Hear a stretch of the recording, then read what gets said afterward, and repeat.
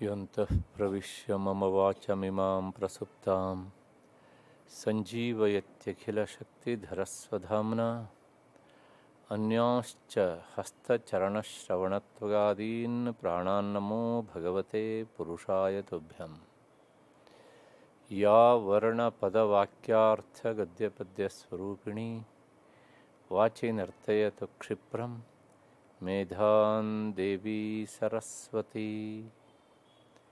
ಶ್ರುತಿಸ್ಮೃತಿಪುರಾಣಾನಾಂ ಆಲಯಂ ಕರುಣಾಲಯಂ ನಮಾಮಿ ಭಗವತ್ಪಾದಂ ಶಂಕರಂ ಲೋಕಶಂಕರಂ. ಘಂಟಾಶೂಲಹಲಾನಿ ಶಂಖಮುಸಲೆ ಚಕ್ರಂ ಧನುಸ್ಸಾಯಕಂ ಹಸ್ತಾಬ್ಜೈರ್ದಧತೀಂ ಘನಾಂತವಿಲಸಚ್ಛೀತಾಂಶುತುಲ್ಯಪ್ರಭಾಂ ಗೌರೀದೇಹಸಮುದ್ಭವಾಂ ತ್ರಿಜಗತಾಂ ಆಧಾರಭೂತಾಂ ಮಹಾಪೂರ್ವಾಮತ್ರ ಸರಸ್ವತೀಂ ಅನುಭಜೆ ಶುಂಭಾದಿದೈತ್ಯಾರ್ದಿನೀಂ. ದೃಶಾದ್ರಾಘೀಯಸ್ಯ ದರದಲಿತನೀಲೋತ್ಪಲರುಚ ದವೀಯಾಂಸಂ ದೀನಂ ಸ್ನಪಯ ಕೃಪಯಾ ಮಾಮಪಿ ಶಿವೆ. ಅನೇನಾಯಂ ಧನ್ಯೋ ಭವತಿ ನಚತೆ ಹಾನಿರ್ಯತ ವನೇ ವಾ ಹರ್ಮೇ ವಾ ಸಮಕರ ನಿಪಾತೋ ಹಿಮಕರಃ. ವನೇ ವಾ ಹರ್ಮೇ ವಾ ಸಮಕರ ನಿಪಾತೋ ಹಿಮಕರಃ. ನನ್ನ ದುರ್ಗಾ ಸಪ್ತಶತಿಯ ಬಂಧುಗಳೇ, ಈ ಸರಣಿಗೆ ದತ್ತಿ ನ್ಯಾಸಕರ್ತರಾಗಿ ಮತ್ತು ಪ್ರಾಯೋಜಕರಾಗಿ ಸಹಕರಿಸ್ತಾ ಇರುವಂಥ ಎಲ್ಲ ಆ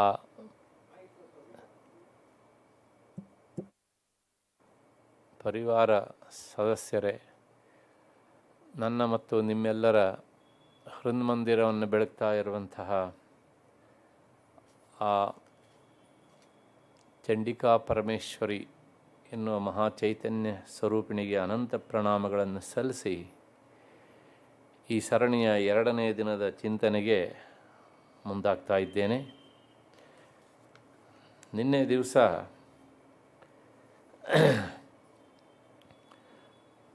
ಆ ಮಹಾಕಾಳಿ ಮತ್ತು ಮಹಾಸರಸ್ವತಿಯರು ಯಾವ್ಯಾವ ಯುಗಳವನ್ನು, ಟ್ವಿನ್ಸ್ ರೂಪಗಳನ್ನು ಸೃಷ್ಟಿ ಮಾಡಿದ್ದರೋ ಆ 2 ರೂಪಗಳನ್ನು ಸಹ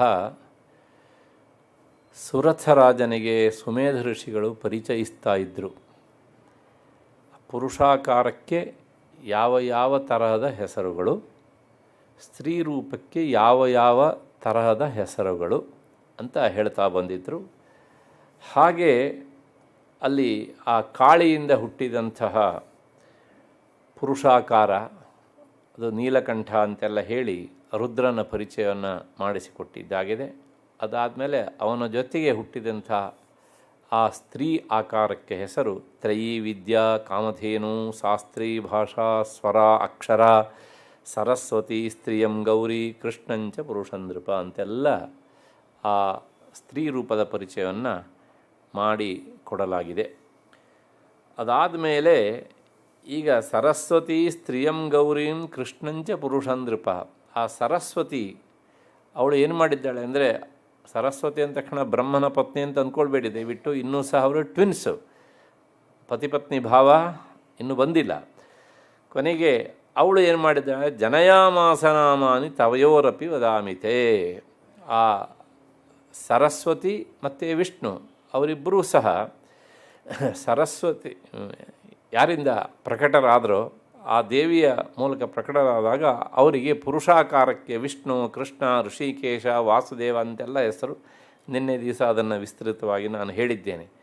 ಸ್ತ್ರೀ ರೂಪಕ್ಕೆ ಉಮಾ, ಗೌರಿ ಮತ್ತು ಸತಿ, ಚಂಡಿ, ಸುಂದರಿ, ಸುಭಗ, ಶಿವ ಅಂತೆಲ್ಲ ಹೆಸರುಗಳು. ಈಗ ನಾವು ಇಲ್ಲಿರುವಂಥ ಹೆಸರಿನ ವಿವರಣೆಯನ್ನು ನೋಡಬೇಕಾಗಿದೆ. ಉಮಾ ಅನ್ನೋದಕ್ಕೆ ನಾನು ನಿನ್ನೆನೇ ಹೇಳಿದ್ದೇನೆ, 1-2 ಅರ್ಥ ಇಲ್ಲಿ ಹೇಳಿದ್ದೇನೆ. ಮಿಕ್ಕಿದ್ದೆಲ್ಲವನ್ನು ಸಹ ಲಲಿತಾನಾಮ ವೈಭವದಲ್ಲಿ ಉಮಾ ಎನ್ನುವ ನಾಮದಲ್ಲಿ ಹೇಳಿದ್ದೇನೆ, ಅಲ್ಲಿ ನೋಡಿಕೊಳ್ಳಬಹುದು. ಏಕೆಂದರೆ ಅಷ್ಟನ್ನು ನಾನು ಹೇಳ್ತಾ ಹೋದರೆ ಇವತ್ತು ಇಡೀ ಉಪನ್ಯಾಸ ಇದು ಒಂದೇ ನಾಮಕ್ಕೆ ಆಗಿಬಿಡುತ್ತದೆ. ಅದಾದಮೇಲೆ 2ನೇ ಹೆಸರು ಅವಳಿಗೆ ಗೌರಿ ಅಂತ. ಗೌರಿ ಇದು ಇನ್ನೊಂದು ಸಲ ಬಂದಿತ್ತು ಹೇಳಿದ್ದೇನೆ, ಆದರೂ ನೆನಪಿಸೋದಷ್ಟೇ ನನ್ನ ಕೆಲಸ. ಗೌರಿ ಅನ್ನೋದಕ್ಕೆ ಅರ್ಥ ಏನು ಅಂತಂದರೆ ಗೌರವರ್ಣದವಳು, ಆದ್ದರಿಂದ ಅವಳ ಹೆಸರು ಗೌರಿ ಅಂತ. ಗೌರವರ್ಣ, ವರ್ಣ ಅಂದರೆ ಬಣ್ಣ. ಹೇಗಿರ್ತದೆ ಅಂತಂದರೆ ಇದು ಬಿಳುಪಲ್ಲ, ಕೆಂಪು ಪೂರ್ತಿ ಕೆಂಪು ಅಲ್ಲ, ಸ್ವಲ್ಪ ಪ್ರಮಾಣದ ಕೆಂಪು ಮಿಶ್ರಿತವಾದ ಬಿಳುಪು. ನಾನು ಸಾಮಾನ್ಯವಾಗಿ ಉದಾಹರಣೆ ಕೊಡೋದುಂಟು ಇದಕ್ಕೆ. ಈ ಹಾಲಿನ ಮೇಲೆ ಕೆನೆ ಕಟ್ತದೆಯಲ್ಲ, ಆ ಕೆನೆಯ ಬಣ್ಣ ಹೇಗಿರುತ್ತೋ ಹಾಗೆ ಇರುವವಳಾದ್ದರಿಂದ ಅವಳ ಆ ಬಣ್ಣವನ್ನೇ ಇರಿಸಿಕೊಂಡು ಅವಳಿಗೆ ಹೆಸರು ಬಂತು ಗೌರಿ ಅಂತ. ಗೌರಿ ಅಂದರೆ ಆ ಗೌರವರ್ಣದವಳು. ಗೌರವರ್ಣ ಅಂದರೆ ಹಾಗೆ ಹಾಲಿನ ಕೆನೆಯ ಬಣ್ಣದಲ್ಲಿ ಇರುವವಳು ಅಂತ. ಅದಾದಮೇಲೆ ಆಕೆಗೆ ಇನ್ನೊಂದು ಹೆಸರು ಉಂಟು, ಸತೀ ಅಂತ.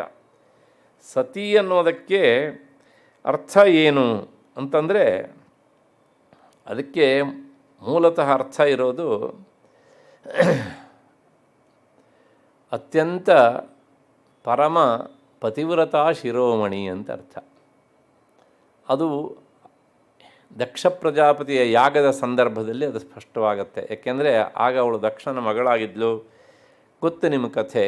ಯಾಗಶಾಲೆಗೆ ಹೋಗ್ತಾಳೆ, ಅಲ್ಲಿ ಆಕೆಯನ್ನು ಯಾರೂ ಸಹ ಗೌರವದಿಂದೇನು ಕಳಪೆಯಾಗಿಯೂ ಮಾತನಾಡಿಸೋದಿಲ್ಲ. ಕೊನೆಗೆ ತನ್ನ ಪತಿಗೆ ಆಹುತಿಯನ್ನು ಸಹ ಕೊಡದೇ ಇರೋದನ್ನು ಕಂಡಾಗ ಆ ಪತಿವ್ರತೆಗೆ ಅಯ್ಯೋ ನನ್ನ ಪತಿಗೆ ಇಷ್ಟೊಂದು ಅವಮಾನ ಆಗ್ತಾ ಇದೆಯಲ್ಲ ಇಲ್ಲಿ ಅಂತ ಅನ್ನಿಸ್ತು. ಅವನ ಅವಮಾನವನ್ನು ಕೇಳಿದ ಈ ಕಿವಿಗೆ ಆಧಾರವಾದ ಈ ದೇಹ ಬದುಕಿ ಉಳಿಯಬಾರದನ್ನು ತೀರ್ಮಾನ ಮಾಡಿ ಮತ್ತು ಶಿವನನ್ನೇ ಸ್ಮರಣೆ ಮಾಡ್ತಾ ದೇಹವನ್ನು ಬಿಟ್ಟವಳವಳು. ಹಾಗಾಗಿ ಸತಿ ಅನ್ನೋದಕ್ಕೆ ಅರ್ಥ ಪತಿವ್ರತಾ ಶಿರೋಮಣಿ ಅಂತ. ಅವಳನ್ನು ಮೀರಿಸುವಂಥ ಇನ್ನೊಬ್ಬ ಪತಿವ್ರತೆ ಪ್ರಪಂಚದಲ್ಲಿ ಇಲ್ಲ. ಇನ್ನೊಬ್ಬನ ದಯವಿಟ್ಟು ನಿಮ್ಮ ಮಟ್ಟಿಗೆ ತಂದ್ಕೊಳ್ಬೇಡಿ ಅದನ್ನು. ಹಾಗಿದ್ರೆ ಅವಳನ್ನು ಬಿಟ್ಟರೆ ಇನ್ಯಾರಿದ್ದಾರೆ ಅಲ್ಲಿ? ಮಹಾಕಾಳಿ ಇರಬೇಕು ಮತ್ತು ಮಹಾಲಕ್ಷ್ಮಿ ಇರಬೇಕು. ಅವರಿಬ್ಬರೂ ಸಹ ಮಹಾಕಾಳಿ ಅಂದರೆ ಸರಸ್ವತಿ ಅಂತ ಅಂದ್ಕೊಳ್ಳಿ ನೀವು. ಸರಸ್ವತಿ ಮತ್ತು ಲಕ್ಷ್ಮಿ ಅವರಿಬ್ಬರೂ ಸಹ ಆ ಸತಿಯ ಪಾತಿವ್ರತ್ಯದ ಎದುರಿನಲ್ಲಿ ಅವರು ನಿಲ್ಲುವವರಲ್ಲ ಅಂತ. ಹಾಗಾಗಿ ಇದನ್ನು ಬೇರೆ ಬೇರೆ ಪುರಾಣಗಳು ಹೇಳ್ತವೆ. ಅದರ ಜೊತೆಗೆ ಆಚಾರ್ಯ ಶಂಕರರು ಸಹ ಆ ಮಾತನ್ನು ಉಲ್ಲೇಖಿಸ್ತಾರೆ. ಸತೀತಿ ಅನನ್ಯ ಸಾಮಾನ್ಯ ಪಾತಿವ್ರತ್ಯೇನ ಗೀಯತೆ. ಅವಳಂಥ ಪತಿವ್ರತೆಯೇ ಇಲ್ಲ ಅಂತ ಅದನ್ನು ಶಂಕರರು ಹೇಳಿದ್ದಾರೆ ಅಂತ ಇಲ್ಲಿ ವ್ಯಾಖ್ಯಾನಕಾರರು ಉಲ್ಲೇಖಿಸ್ತಾರೆ. ಎಲ್ಲಿ ಅಂದರೆ ಸೌಂದರ್ಯ ಲಹರಿಯಲ್ಲಿ ಒಂದು ಶ್ಲೋಕ ಬರ್ತದೆ. ಏನು ಅಂತಂದರೆ ಕಲತ್ರಂ ವೈಧಾತ್ರಂ ಕತಿ ಕತಿ ಭಜಂತೇನ ಕವಯಃ ಶ್ರೇಯೋ ದೇವ್ಯಾ ಕೋವ ನಭವತಿ ಪತಿ ಕೈರಪಿ ಧನೈಃ ಮಹಾದೇವಂ ಹಿತ್ವಾ ತವಸತಿ ಸತೀನಾಮ ಚರಮೆ ಕುಚಾಭ್ಯಾಮಾಸಂಗಃ ಕುರವಕ ತರೋರಪ್ಯ ಅಸುಲಭ ಅಪಿ ಅಸುಲಭ ಅಂತ ಪದಚ್ಛೇದನೆ ಅಂತ. ಏನು ಆಚಾರ್ಯರು ಹೇಳಿದ ಅಭಿಪ್ರಾಯ ಅಂತಂದರೆ ಅಲ್ಲಿ ಆ ಜಗನ್ಮಾತೆ ಪಾರ್ವತಿಯೇ ಜಗನ್ಮಾತೆ ಅವಳ ಪಾತಿವ್ರತ್ಯವನ್ನು ಕುರಿತು ಹೇಳುವಂಥ ಒಂದು ಶ್ಲೋಕ. ನಿನ್ನ ಪಾತಿವ್ರತ್ಯದ ಎದುರಿನಲ್ಲಿ ಸರಸ್ವತಿ ಮತ್ತು ಲಕ್ಷ್ಮಿಯರ ಪಾತಿವ್ರತ್ಯ ಏನೂ ಅಲ್ಲ ಅಂತ. ಹೀಗೆ ಹೇಳಿದಾಗ ನಿಮಗೆ ಸಂಶಯ ಬರ್ತದೆ, ಹಾಗಿದ್ರೆ ಅವರಿಬ್ಬರು ಪತಿವ್ರತೆಯರ ಅಲ್ವಾ ಅಂತ.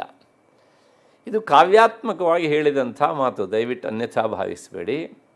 ಅವರಿಬ್ಬರು ಪತಿವ್ರತೆಯರ ಅಲ್ಲ ಅಂತ ಆಚಾರ್ಯ ಶಂಕರರು ಲೋಕದಲ್ಲಿ ಆಡಿಕೊಳ್ಳುವ ಮಾತನ್ನು ಇರಿಸಿಕೊಂಡು ಅದನ್ನು ಸಮರ್ಥಿಸ್ತಾರೆ. ಹೇಗೆ ಅಂತ ನೋಡಿ. ಈಗ ಲಕ್ಷ್ಮೀ ಪತಿವ್ರತೆಯೋ ಅಂದರೆ ಅವಳು ಖಂಡಿತವಾಗಿಯೂ ಸಹ ಅವಳು ಈ ಪಾರ್ವತಿಯಷ್ಟು ಪತಿವ್ರತೆ ಅಲ್ಲ. ಬೇಜಾರು ಮಾಡ್ಕೊಳ್ಬೇಡಿ ಮತ್ತೆ ಲಕ್ಷ್ಮಿಯ ಭಕ್ತರಿದ್ದಲ್ಲಿ. ಹಾಗಿದ್ರೆ ಸರಸ್ವತಿ ಪತಿವ್ರತೆಯೋ ಅಂದರೆ ಅವಳೂ ಸಹ ಪಾರ್ವತಿಯಷ್ಟು ಪತಿವ್ರತೆ ಅಲ್ಲ ಅಂತ. ಯಾಕೆ ಅಂದರೆ ಅದು ಕಾರಣ ಕೊಡ್ತಾರೆ ನೋಡಿ. ಕಲತ್ರಂ ವೈಧಾತ್ರಂ ಕತಿ ಕತಿ ಭಜಂತೇನ ಕವಯ. ಈಗ ಉದಾಹರಣೆಗೆ ಒಬ್ಬ ಉತ್ತಮವಾದ ಕವಿ ಇದ್ದಾನೆ, ಅಥವಾ ಉತ್ತಮವಾದಂಥ ಒಬ್ಬ ವಿದ್ವಾಂಸನಿದ್ದಾನೆ. ಅವನು ಮಾತನಾಡುವ ಆ ವೈಖರಿಯನ್ನು ಕೇಳಿ ಅಥವಾ ಅವನ ಕಾವ್ಯ ರಚನಾ ಶಕ್ತಿಯನ್ನು ಕಂಡು ಎಲ್ಲರೂ ಅವನನ್ನು ಏನಂತ ಕರೀತಾರೆ ಅಂದರೆ ಅವನನ್ನು ಸಾಕ್ಷಾತ್ ಆಹಾ ಇವನು ಶಾರದೆಯ ಪತಿ ಅಂತ ಕರೀತಾರೋ ಇಲ್ವೋ, ಶಾರದಾಪತಿ ಅಂತ ಕರೀತಾರೆ. ಅಂದರೆ ಅವನನ್ನು ಹೊಗಳೋದಕ್ಕೋಸ್ಕರ ನೀವು ಶಾರದಾಪತಿ ಅಂತ ಕರೆದ್ರೆ ಶಾರದೆಯ ನಿಜವಾದ ಪತಿಯಾದಂತಹ ಬ್ರಹ್ಮನನ್ನು ಬಿಟ್ಟು ಅವಳು ಈಗ ಯಾರ ಹತ್ರ ಬಂದಿದ್ದಾಳೆ ಅಂತ ಅರ್ಥ. ಈ ಅರ್ಥ ಬರ್ತದೆಯೋ ಇಲ್ವೋ? ಲೋಕದಲ್ಲಿ ಹೀಗೆ ಮಾತನಾಡ್ತಾರೋ ಇಲ್ವೋ ಜನ? ಹಾಗಾಗಿ ಲೋಕದಲ್ಲಿ ಮಾತನಾಡಿಕೊಳ್ಳುವ ಈ ವ್ಯಾವಹಾರಿಕವಾದಂತಹ ಮಾತಿನ ಧೋರಣೆಯನ್ನು ಧಾಟಿಯನ್ನು ಇರಿಸಿಕೊಂಡು ಶಂಕರರು ಹೇಳ್ತಾರೆ ಆ ಸರಸ್ವತಿಯು ಸಹ ನಿಜವಾಗಿ ಪತಿವ್ರತೆ ಅಲ್ಲ. ಅವಳು ಪತಿವ್ರತೆ ಆದದ್ದಿದ್ದರೆ ಇವನನ್ನು ಯಾಕೆ ಸರಸ್ವತಿ ಪತಿ ಶಾರದಾಪತಿ ಅಂತ ಕರೀತಾ ಇದ್ದರು ಅಲ್ವಾ? ಹಾಗಾಗಿ ಅವಳು ಸಹ ಆವಾಗ ತನ್ನ ಗಂಡನನ್ನು ಬಿಟ್ಟು ಬರುವವಳೆ ಅನ್ನೋದು ಆ ಮಾತಿನ ಒಟ್ಟು ಒಂದು ಚಮತ್ಕಾರ ಕೃತಿಯಿಂದ ಬಂದಂಥ ಅರ್ಥ. ಹಾಗಿದ್ರೆ ಲಕ್ಷ್ಮೀ ಪತಿವ್ರತೆ ಅಲ್ಲ, ಹೇಗಲ್ಲ ಅಂತಂದರೆ ಒಂದು ಊರಪ್ಪ ಅಲ್ಲೊಂದು ಭಾರಿ ದೊಡ್ಡ ಶ್ರೀಮಂತ ಇದ್ದಾನೆ, ಧನಿಕ. ಆಗ ಅವನನ್ನು ಕುರಿತು ಏನು ಹೇಳ್ತಾರೆ ಜನ? ಓ ಇವನೇನ್ರಿ ಒಳ್ಳೆ ಲಕ್ಷ್ಮೀಪತಿ ಅಂತ ಹೇಳ್ತಾರ ಇಲ್ವ? ಇವನು ಲಕ್ಷ್ಮಿಯ ಪತಿಯಾದ ಅಂತಾದರೆ ಲಕ್ಷ್ಮಿ ಇವನ ಹತ್ರ ಬಂದಿದ್ರೆ ತಾನೇ ಇವು ಲಕ್ಷ್ಮೀಪತಿ ಆದದ್ದು. ಅಲ್ಲಿಗೆ ಲಕ್ಷ್ಮಿಯೂ ಸಹ ಆವಾಗ ವಿಷ್ಣುವನ್ನು ಬಿಟ್ಟು ಇಂಥವ್ರ ಹತ್ರ ಬರ್ತಾಳೆ ಅಂತ ಆದರೆ ಲಕ್ಷ್ಮಿಯೂ ಸಹ ಪತಿವ್ರತೆ ಅಂತ ಹೇಳೋದಕ್ಕಾಗತ್ತಾ? ಇಲ್ಲ. ಹಾಗಾಗಿ ಲಕ್ಷ್ಮಿಯೂ ಸಹ ಪತಿವ್ರತೆ ಅಲ್ಲ. ಆದರೆ ಪಾರ್ವತೀಪತಿ ಅಂತ ಪ್ರಪಂಚದಲ್ಲಿ ಯಾರನ್ನಾರು ಹೇಳ್ತಾರಾ? ಇಲ್ಲ. ಪಾರ್ವತೀಪತಿ ಅಂದರೆ ಅವನೇ, ಶಿವನೇ, ಮುಗಿದು ಹೋಯಿತು ಅಷ್ಟೆ. ಹಾಗಾಗಿ ಆ ಪಾರ್ವತಿ ಸತಿಯ ಪಾತಿವ್ರತ್ಯ ಹೇಗಿತ್ತು ಕೇಳಿದರೆ, ಈ ಸಾಮಾನ್ಯವಾಗಿ ನಾ ಹಿಂದೆ ಇದನ್ನೆಲ್ಲ ಹೇಳಿದ್ದೇನೆ, ಸೌಂದರ್ಯ ಲಹರಿಯನ್ನು ಹೇಳಬೇಕಿದ್ರೆ, ಲಲಿತಾ ನಾಮ ವೈಭವ ವಿಚಾರ ಹೇಳಬೇಕಿದ್ರು ಎಲ್ಲ ಹೇಳಿದ್ದೇನೆ. ಆದರೂ ಒಂದು ಪುನಃ ಸ್ಮರಣೆ ಅಷ್ಟೇ. ಕೆಲವು ವೃಕ್ಷಗಳಿರ್ತವಂತೆ, ಕೆಲವು ಈಗ ಅಶೋಕ ವೃಕ್ಷ ಇರುತ್ತೆ ಅಂತ ಅಂದ್ಕೊಳ್ಳಿ. ಆ ಅಶೋಕ ವೃಕ್ಷ ಏನನ್ನು ಬಯಸುತ್ತೆ ಅಂತಂದರೆ, ಸ್ತ್ರೀಯರು ವೀಳ್ಯದೆಲೆ ಹಾಕ್ಕೊಂಡು ನನ್ನ ಮೂಲಕ್ಕೆ ಅದನ್ನು ಉಗಿಲಿ ಅಂತ ಬಯಸುತ್ತಂತೆ. ಅದು ನೇಚರ್, ಅದು ಹೀಗೆ ಅಂತ. ಇನ್ನು ಕೆಲವು ವೃಕ್ಷಗಳು ಸ್ತ್ರೀಯರು ನನ್ನನ್ನು ಹೀಗೆ ಸ್ಪರ್ಶ ಮಾಡ್ತಾ ಹೋಗಲಿ ಅಂತ ಬಯಸ್ತವಂತೆ. ಹಾಗೆ ಬೇರೆ ಬೇರೆ ತರಹದ ವೃಕ್ಷಗಳ ಒಂದು ಬಯಕೆಯನ್ನು ಹೇಳ್ತಾ ಹೋಗ್ತಾರೆ ಹೀಗೆ ಅಂತ. ಆದರೆ ಜಗನ್ಮಾತೆ ಸತಿಯ ಮನೆ ಎದುರುಗಡೆಗೆ ಒಂದು ವೃಕ್ಷ ಇತ್ತಂತೆ. ಆ ವೃಕ್ಷ ಪಾರ್ವತಿಯ ಪಾದಸ್ಪರ್ಶವನ್ನು ಬಯಸ್ತಿತ್ತಂತೆ. ಅಂದರೆ ಪಾರ್ವತಿ ತನ್ನ ಪಾದಗಳಿಂದ ತನ್ನನ್ನು ಒದೆಯಲಿ, ತನ್ನನ್ನು ತುಳಿಯಲಿ ಅಂತ ಬಯಸ್ತಿತ್ತಂತೆ. ಆದರೆ ಪಾರ್ವತಿ ಆ ವೃಕ್ಷಕ್ಕೆ ಎಂದೂ ತನ್ನ ಕಾಲನ್ನು ತಾಗಿಸಿ ಇರಲಿಲ್ಲ. ಯಾಕೆ ಅಂತಂದರೆ, ಸಂಸ್ಕೃತದಲ್ಲಿ ವೃಕ್ಷ ಎನ್ನುವುದು ಪುಲ್ಲಿಂಗ. ಹಾಗಾಗಿ ತನ್ನ ಕಾಲಿನಿಂದ ನಾನು ಆ ಮರವನ್ನು ಸ್ಪರ್ಶ ಮಾಡಿದರೆ, ಅದರ ಮೂಲವನ್ನು ಸ್ಪರ್ಶ ಮಾಡಿದರೆ ಪುಲ್ಲಿಂಗ ಅಂತ ಶಬ್ದದಿಂದಲೇ ಪುರುಷಲಿಂಗ ಆಯಿತು ಅಲ್ಲಿಗೆ. ಹಾಗಾಗಿ ಪರಪುರುಷನ ಸ್ಪರ್ಶ ಆಗಿಬಿಡ್ತದೆ ಎನ್ನುವ ಹಿನ್ನೆಲೆಯಲ್ಲಿಯೋ ಎನ್ನುವ ಹಾಗೆ ಪಾರ್ವತಿ ಆ ಗೋರಂಟಿಕೆ ವೃಕ್ಷ ಅಂತ ನೇರ ಬರೀತಾರೆ. ಆ ವೃಕ್ಷವನ್ನು ಸಹ ಅವಳು ಮುಟ್ಟುತ್ತಾ ಇರಲಿಲ್ವಂತೆ. ಯಾಕೆ? ಪುಲ್ಲಿಂಗ ಶಬ್ದ ಆದದ್ರಿಂದ.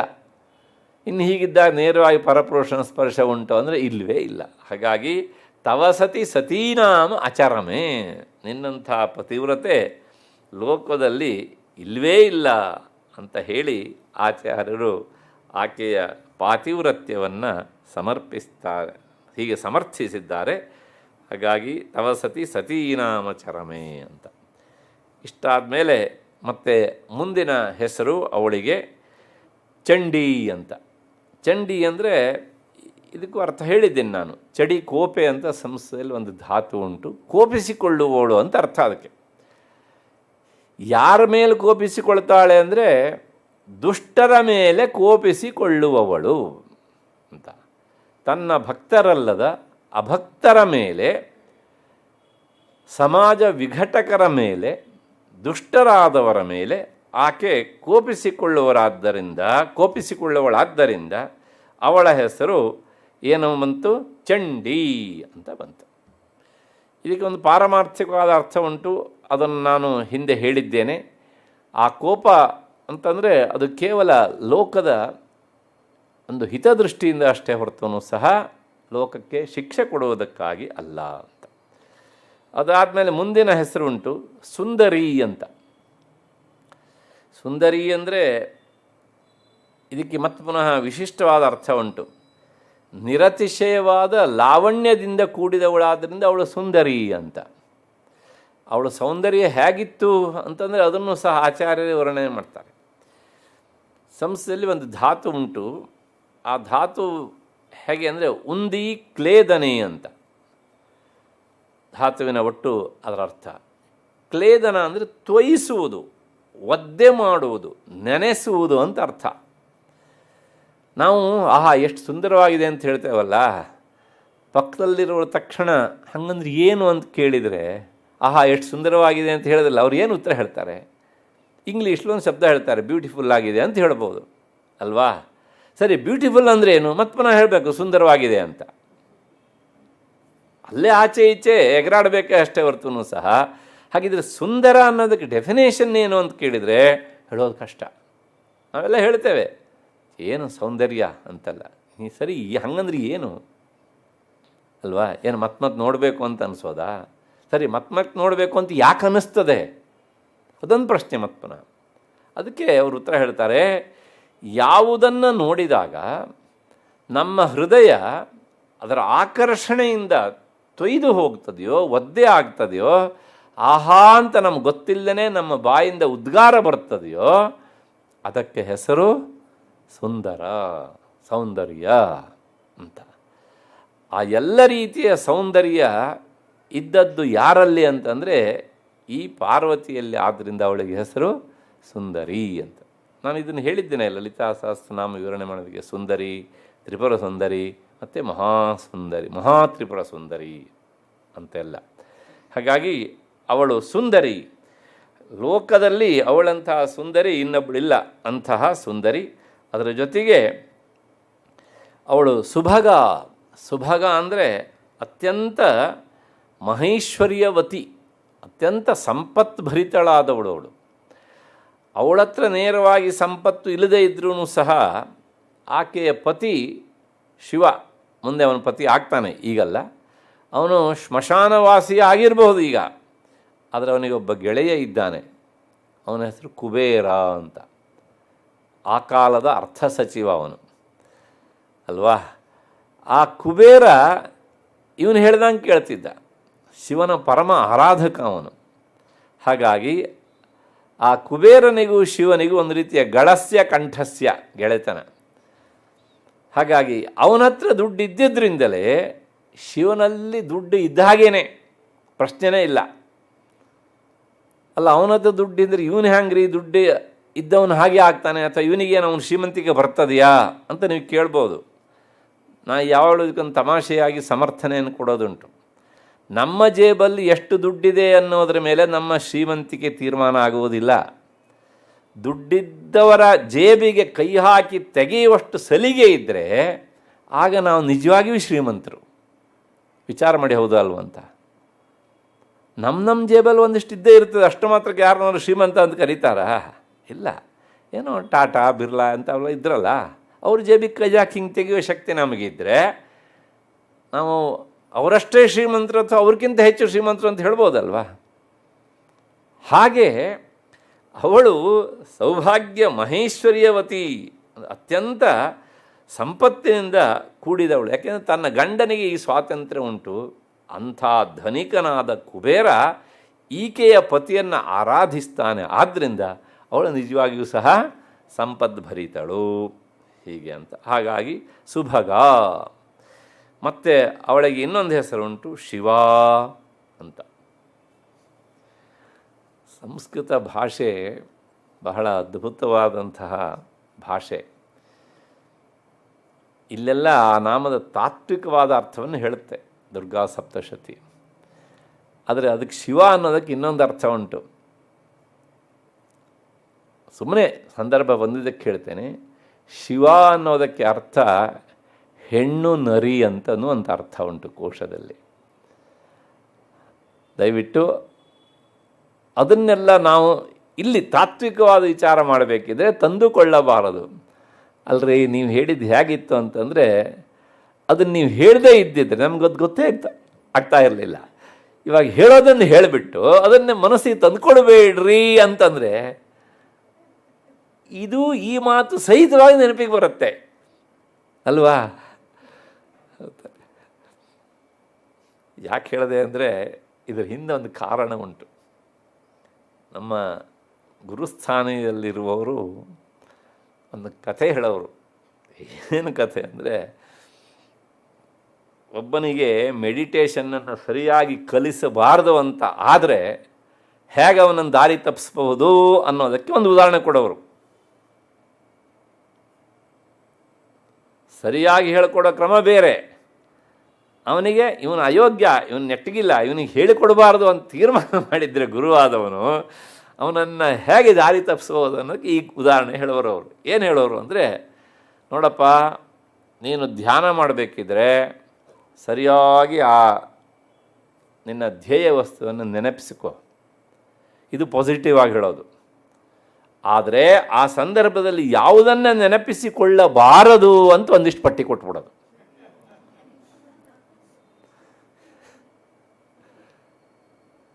ಇವನೇನು ಮಾಡ್ತಾನೆ, ಯಾವುದನ್ನು ನೆನಪಿಸಿಕೊಳ್ಳಬಾರದು ಅಂತ ವಿಚಾರ ಮಾಡ್ತಾ ಅವುಗಳನ್ನು ನೆನಪು ಮಾಡ್ಕೊಳ್ತಾನ ಇಲ್ವಾ? ಅವನ ಧ್ಯಾನ ಅದ್ರ ಬಗ್ಗೆ ಮುಂದುವರಿತಾ ಇರ್ತದೆ. ಅಂದರೆ ಲೋಕದ ಸ್ವಭಾವ ಹೇಗಿರುತ್ತೆ ಅಂದರೆ, ಯಾವುದನ್ನು ಮಾಡಬೇಡ ಅಂತ ಹೇಳ್ತೇವೋ ಅದನ್ನೇ ಮಾಡುತ್ತೆ. ಯಾವುದನ್ನು ಮಾಡುವಂತ ನಾವು ಪಾಸಿಟಿವ್ ಆಗಿ ಹೇಳ್ತೇವೋ ಅದನ್ನು ಮಾಡೋದಿಲ್ಲ. ಅದಕ್ಕೋಸ್ಕರ ಆ ಧ್ಯಾನದ ಪೂರ್ವಸ್ಥಿತಿಯಲ್ಲಿ ನೋಡಪ್ಪ, ಇಷ್ಟನ್ನು ನೀನು ನೆನಪಿಸಿಕೊಳ್ಳಬೇಡ, ಒಂದು ಸಲ ಮನಸ್ಸಿಗೆ ತಂದ್ಕೊಬಿಡು ಅಂತ ಅಂದುಬಿಟ್ರೆ ಅವನು ಹಳ್ಳ ಬಿದ್ದು ಹೋದ ಅಂತಲೇ ಅರ್ಥ ಮತ್ತೆ ಪುನಃ. ಹಾಗಾಗಿ ನಾನು ನಿಮಗೆ ಹೇಳ್ತಾ ಇರೋದು ಹಾಗಾಗಲಿ ಅಂತಲ್ಲ, ದಯವಿಟ್ಟು ಇದನ್ನೆಲ್ಲ ಉಪೇಕ್ಷೆ ಮಾಡಬೇಕು ಹೀಗೆ ಅಂತ. ಇದಕ್ಕೇನೂ ಅರ್ಥ ಇಲ್ಲಿ. ಶಿವ ಅನ್ನೋದಕ್ಕೆ ಅರ್ಥ ನಿಜವಾಗಿ ಶಿವ ಅನ್ನೋದಕ್ಕೆ ಮುಕ್ತಿ ಅಂತ ಅರ್ಥ. ಆ ಮುಕ್ತಿಯನ್ನು ಕೊಡುವಳಾದ್ದರಿಂದ ಅವಳ ಹೆಸರು ಶಿವ ಅಂತ. ಇದನ್ನು ದೇವಿ ಪುರಾಣ ಹೇಳುತ್ತೆ. ಶಿವ ಮುಕ್ತಿ ಸಮಾಖ್ಯಾತ ಯೋಗಿನ ಮೋಕ್ಷದಾಯಿನಿ. ಹಾಗಿದ್ರೆ ಮುಕ್ತಿ ಕೊಡ್ತಾಳೆ ಅಂದರೆ ನಾವು ಶಿವ ಅಂತ ಒಂದು 10 ಸಲ ಹೇಳೋದು ಮಾತ್ರಕ್ಕೆ ನಮಗೆ ಮುಕ್ತಿ ಕೊಟ್ಬಿಡ್ತಾಳ ಅಂತಂದರೆ ಇಲ್ಲ.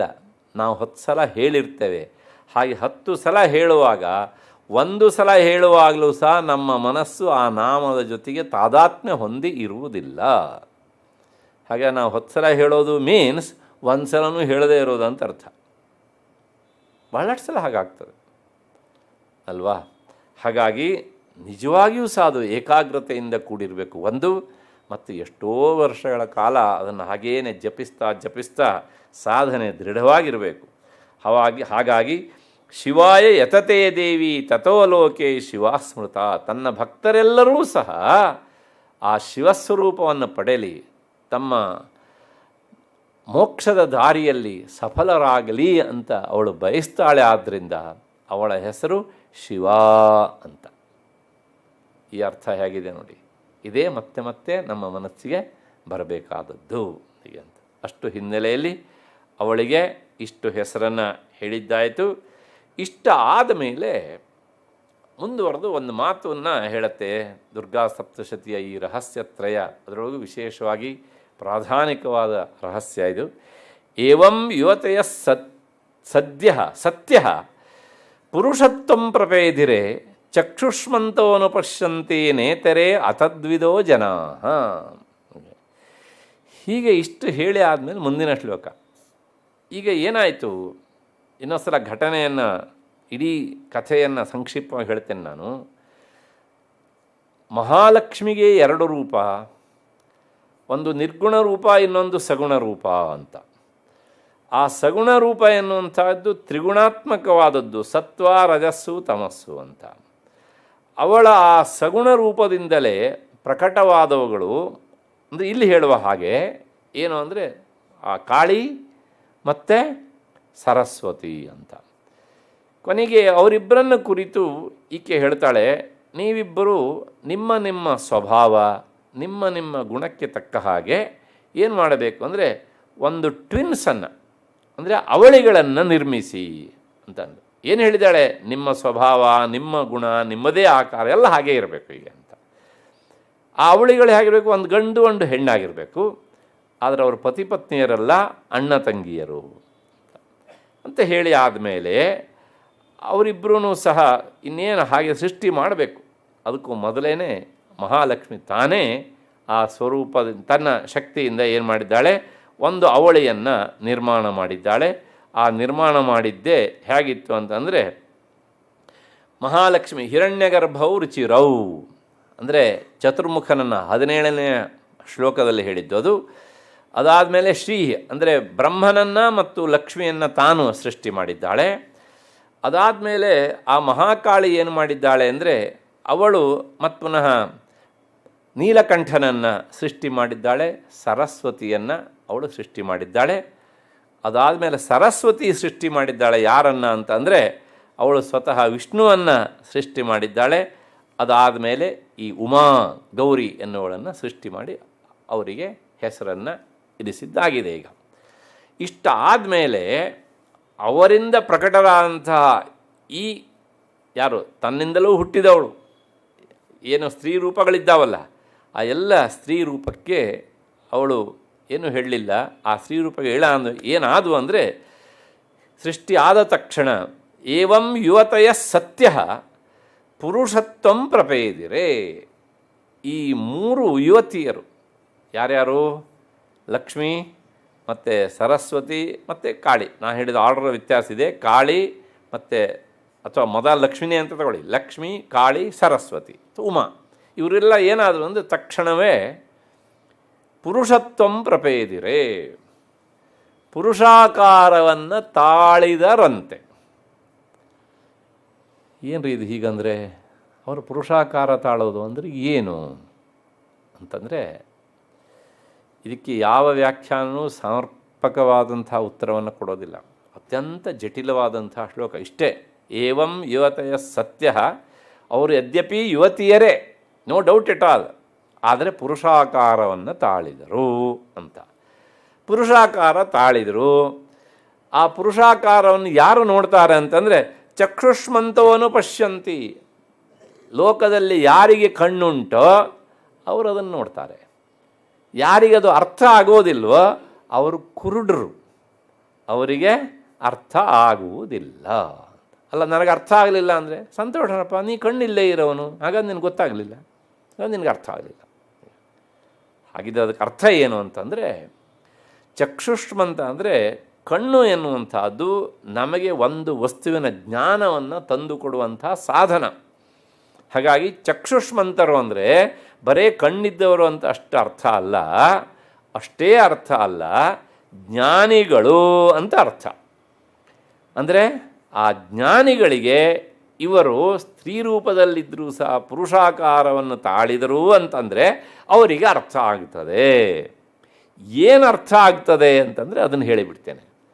ಏನಪ್ಪ ಅಂದರೆ ಸ್ತ್ರೀಯೇ ಇರಲಿ ಪುರುಷನೇ ಇರಲಿ, ಒಳಗಿರುವ ಚೈತನ್ಯ ಸಮಾನ ಹೌದೋ ಅಲ್ವೋ? ಹೌದು ತಾನೆ? ಹಾಗಿದ್ರೆ ಈ ಮೂವರಲ್ಲೂ ಸಹ ಚೈತನ್ಯ ಇತ್ತಲ್ಲ. ಚೈತನ್ಯ ಅಂದರೆ ಏನು? ಅದೊಂದು ಎನರ್ಜಿ, ಅದೊಂದು ಶಕ್ತಿ ಅಲ್ವಾ?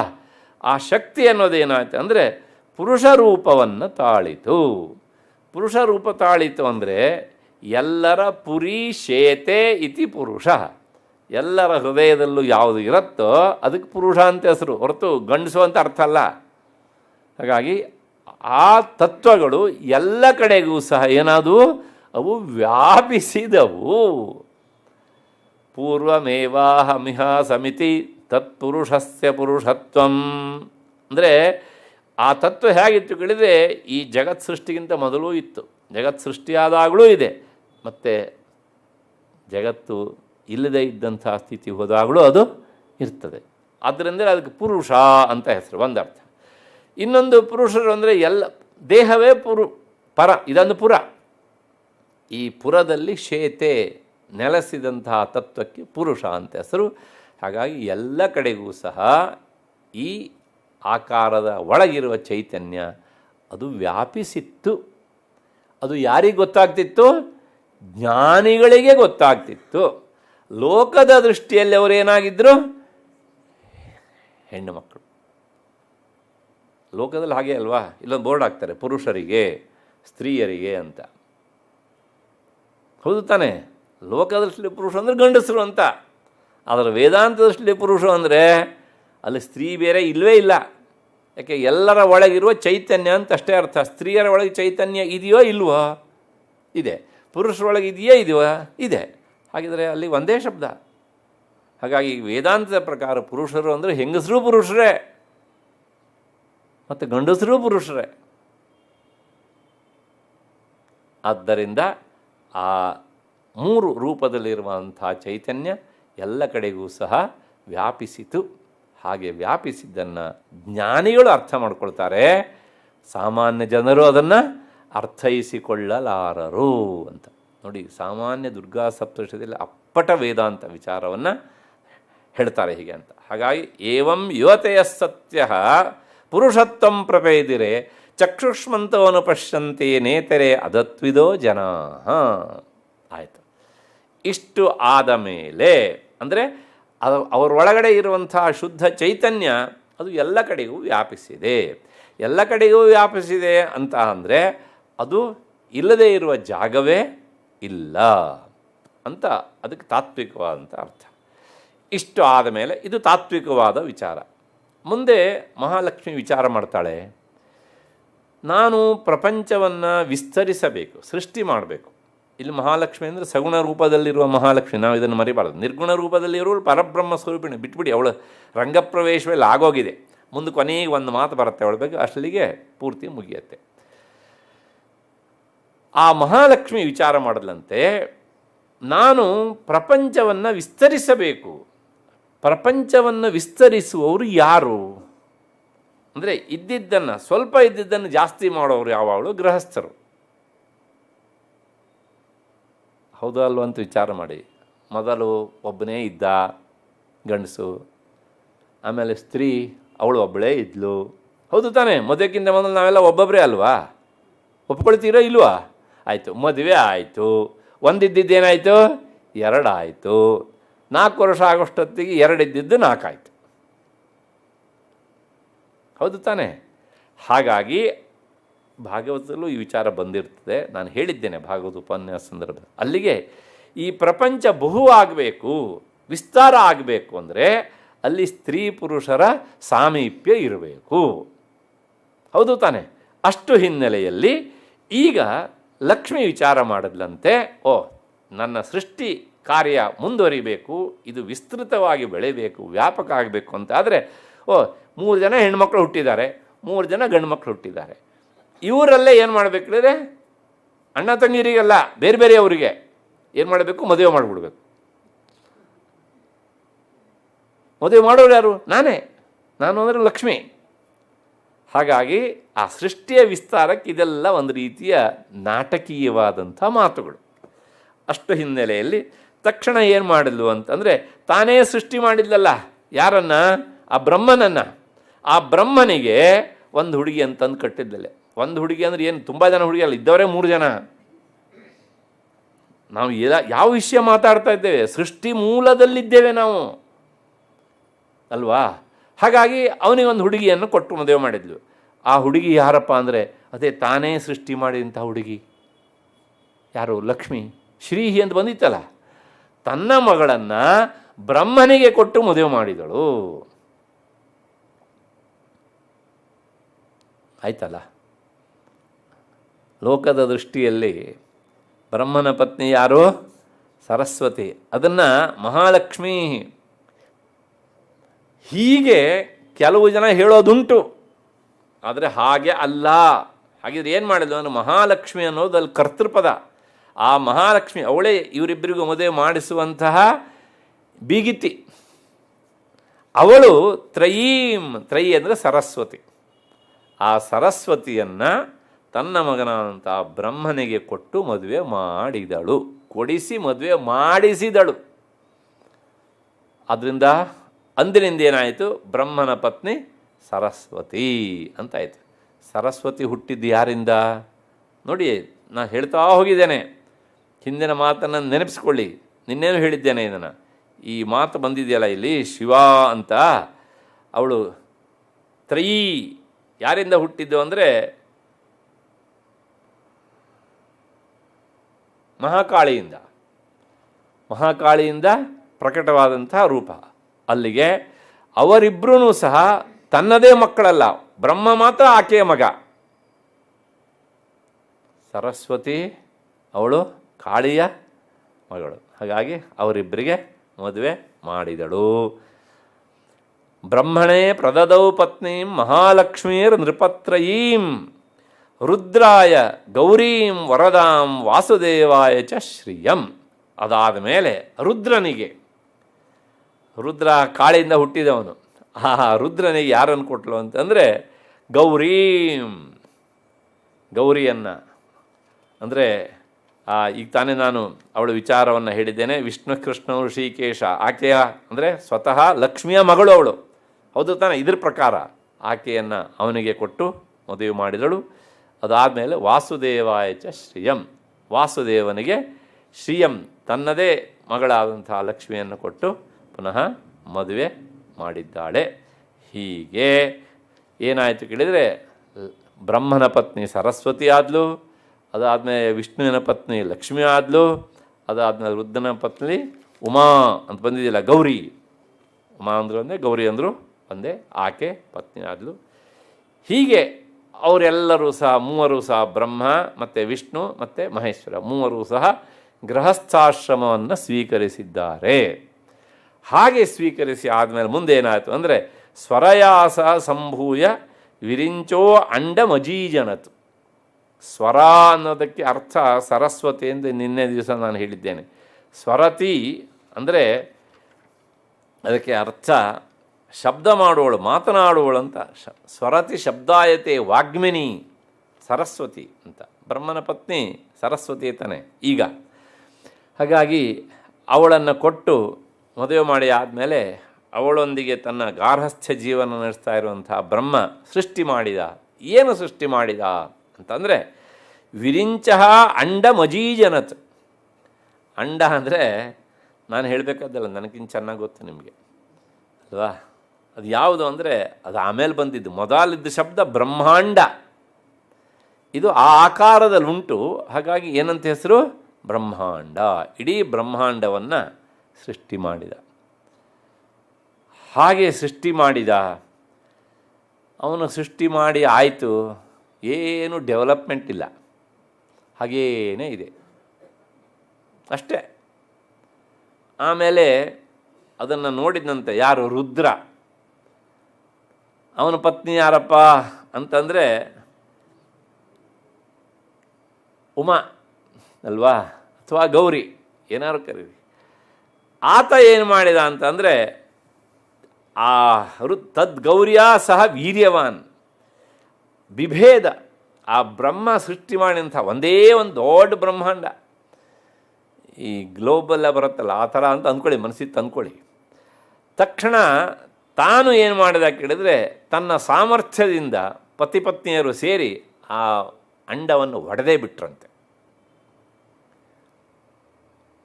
ಅಲ್ರಿ, ಅವನು ಸೃಷ್ಟಿ ಮಾಡಿದ, ಇವನು ಹಾಳು ಮಾಡೋದನ್ರಿ ಅಂದರೆ ಕೆಲವು ಸಲ ಅದು ಅನಿವಾರ್ಯ. ಒಂಥರ ಹೇಗೆ ಕೇಳಿದ್ರೆ ಹೋಗಿ ಬಾಂಬ್ ಹಾಕಿ ಬಂದಂಗೆ ಇದು ಅಲ್ವಾ? ಆ ಸೃಷ್ಟಿ ರೂಪವಾದಂಥ ಬ್ರಹ್ಮಾಂಡವನ್ನು ಭೇದಿಸಿಬಿಟ್ಟ. ಇದನ್ನು ಯಾಕೆ ಹೇಳ್ತಾರೆ ಅಂದರೆ, ಶಿವನ ಸಾಮರ್ಥ್ಯವನ್ನು ಹೇಳೋದಕ್ಕೋಸ್ಕರ ಈ ಮಾತನ್ನು ಹೇಳ್ತಾರೆ. ವೀರ್ಯವಾನ್ ಅಂತ ಒಂದು ಶಬ್ದ ಉಂಟು. ಇಡೀ ಬ್ರಹ್ಮಾಂಡವನ್ನೇ ಭೇದಿಸುವಂಥ ಶಕ್ತಿ ಅವನಿಗೆ ಇತ್ತು. ಹಾಗಾಗಿ ಆತ ಸಪತ್ನೀಕನಾಗಿ ಇಡೀ ಆ ಬ್ರಹ್ಮ ಸೃಷ್ಟಿ ಮಾಡಿದಂತಹ ಅಂಡರೂಪವಾದ ಜಗದಂಡವನ್ನು ಭೇದಿಸಿದಾಗ ಏನಾಯಿತು ಅಂದರೆ, ಅದು ಪೀಸ್ ಪೀಸ್ ಪೀಸ್ ಪೀಸ್ ಆಯ್ತಂತೆ. ಪೀಸ್ ಪೀಸ್ ಆಯಿತು ಅಂದರೆ ಒಂದೊಂದು ಸಣ್ಣ ಸಣ್ಣ ಸಣ್ಣ ಸಣ್ಣ ಏನಾಯಿತು, ಆಕಾರವನ್ನು ತಾಳಿ ನಿಂತಿತು. ಇದಾದ ಮೇಲೆ ಅಂಡ ಮಧ್ಯೆ ಪ್ರಧಾನಾದಿ ಕಾರ್ಯಜಾತಮಭೂನ್ ನೃಪ ಮಹಾಭೂತಾತ್ಮಕಂ ಸರ್ವಂ ಜಗತ್ತಸ್ಥಾವರ ಜಂಗಮಂ. ಇವನು ಹೀಗೆ ಮಾಡಿದ್ರಿಂದ ತಕ್ಷಣ ಏನು ಮಾಡಿದ ಅಂದರೆ ಪುಪೋಷ ಪಾಲಯಾಮಾಸ ತಲ್ಲಕ್ಷ್ಮ್ಯ ಸಹ ಕೇಶವ. ಶಿವ ಅದನ್ನು ಒಡೆದಾಗ ಏನಾಯ್ತು ಅಂತಂದರೆ ಆ ಪ್ರಧಾನ ಅಂದರೆ ಸಾಂಖ್ಯ ಮತದಲ್ಲಿ ಈ ಸೃಷ್ಟಿಯಲ್ಲಿ ಏನೇನು ಉಂಟು ಅಂತೆಲ್ಲ ಅವ್ರು ಹೇಳ್ತಾರೆ. ಒಂದು ಪ್ರಕೃತಿ ಅಂತ ಉಂಟು. ನಾನು ನಿರ್ವಿಕಾರ ಅನ್ನೋ ನಾಮದಲ್ಲಿ ಇದನ್ನು ಹೇಳಿದ್ದೇನೆ, ಲಲಿತಾ ನಾಮವೇದೊಳಗೆ ಒಂದು ಚಾರ್ಟನ್ನೇ ಹಾಕಿದ್ದೇನೆ ಅಲ್ಲಿ. ಅದನ್ನು ಪರಿಚಯಕ್ಕೋಸ್ಕರ ಹೇಳ್ತೇನೆ. ಪ್ರಕೃತಿ ಅಂತ ಒಂದುಂಟು, ಅದು ಎಲ್ಲದಕ್ಕೂ ಮೂಲ ಕಾರಣ. ಆ ಪ್ರಕೃತಿಯಿಂದ ಹುಟ್ಟಿದ್ದು ಮಹತ್ತತ್ವ ಅಂತ ಒಂದು ತತ್ವ ಉಂಟು. ಆ ಮಹತ್ತತ್ವದಿಂದ ಹುಟ್ಟಿದ್ದು ಅಹಂಕಾರ. ಅಲ್ಲಿಗೆ ಎಷ್ಟಾಯಿತು? ಪ್ರಕೃತಿ, ಮಹತ್ತತ್ವ, ಅಹಂಕಾರ, ಮೂರಾಯಿತು. ಈ ಅಹಂಕಾರದಿಂದ ಹುಟ್ಟಿದ್ದೇ ಶಬ್ದ, ಸ್ಪರ್ಶ, ರೂಪ, ರಸ, ಗಂಧ. ಇವಿಷ್ಟಕ್ಕೂ ಸಹ ಪ್ರಕೃತಿ ಪ್ರಧಾನ ಅಂತ ಕರೀತಾರೆ, ಮೂಲ ಕಾರಣ ಅಂತ. ಹಾಗೆ ಅಷ್ಟು ಆದ ಮೇಲೆ ಮತ್ತೇನಾಯಿತು ಅಂದರೆ ಆ ಶಬ್ದ ತನ್ಮಾತ್ರೆಗಳಿಂದ 10 ಇಂದ್ರಿಯಗಳು ಹುಟ್ಟಿದವು. ಹೊರಗಡೆಗೆ ಶಬ್ದ, ಸ್ಪರ್ಶ, ರೂಪ, ರಸ, ಗಂಧಗಳೆಲ್ಲ ಇವೆ ರೀ. ಅವುಗಳನ್ನು ಅನುಭವಿಸೋದಕ್ಕೆ ಇಲ್ಲಿ ನಮ್ಮ ದೇಹದೊಳಗೆ ಏನು ಬೇಕು? ಇಂದ್ರಿಯಗಳಿರಬೇಕು. ಇಂದ್ರಿಯಗಳಿಲ್ಲ ಅಂತ ಅಂದರೆ ಅವಿದ್ದು ಏನು ಪ್ರಯೋಜನ ಇಲ್ಲ. ಬರೇ ಇಂದ್ರಿಯಗಳಿದ್ದು ಅವು ಇಲ್ಲದೆ ಇದ್ದರೂ ಸಹ ಇಂದ್ರಿಯಗಳಿಗೆ ಆಹಾರ ಇಲ್ಲ ಅಲ್ವಾ? ಇದು ಹೇಗಿದೆ ಕೇಳಿದ್ರೆ, ಕಳ್ಳೆಕಾಯಿ ಇದೆ, ಇದು ಮಾತ್ರ ನಮಗೆ ರುಚಿ ಗೊತ್ತಾಗ್ತದೆಯಾ? ಇಲ್ಲ. ಬಾಯಲ್ಲಿ ತಿನ್ನೋದಕ್ಕೆ ಏನಿರಬೇಕು? ಹಲ್ಲು ಇರಬೇಕು. ಹೌದು ತಾನೆ?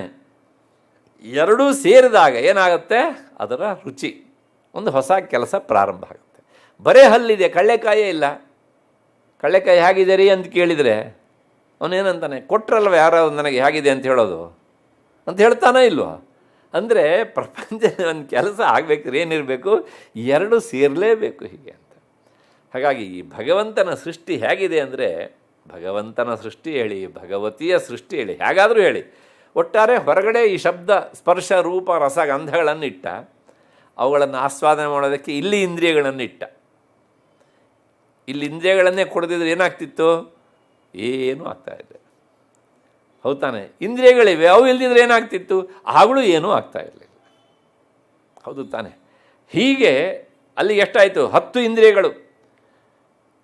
ಅವುಗಳನ್ನು ಅನುಭವಿಸೋದಕ್ಕೆ 5 ಜ್ಞಾನೇಂದ್ರಿಯಗಳು, 5 ಕರ್ಮೇಂದ್ರಿಯಗಳು. ಅಲ್ಲಿಗೆ ಎಷ್ಟಾಯಿತು? 8, 10, 18 ಆಯಿತು. ಹೌದು ತಾನೆ?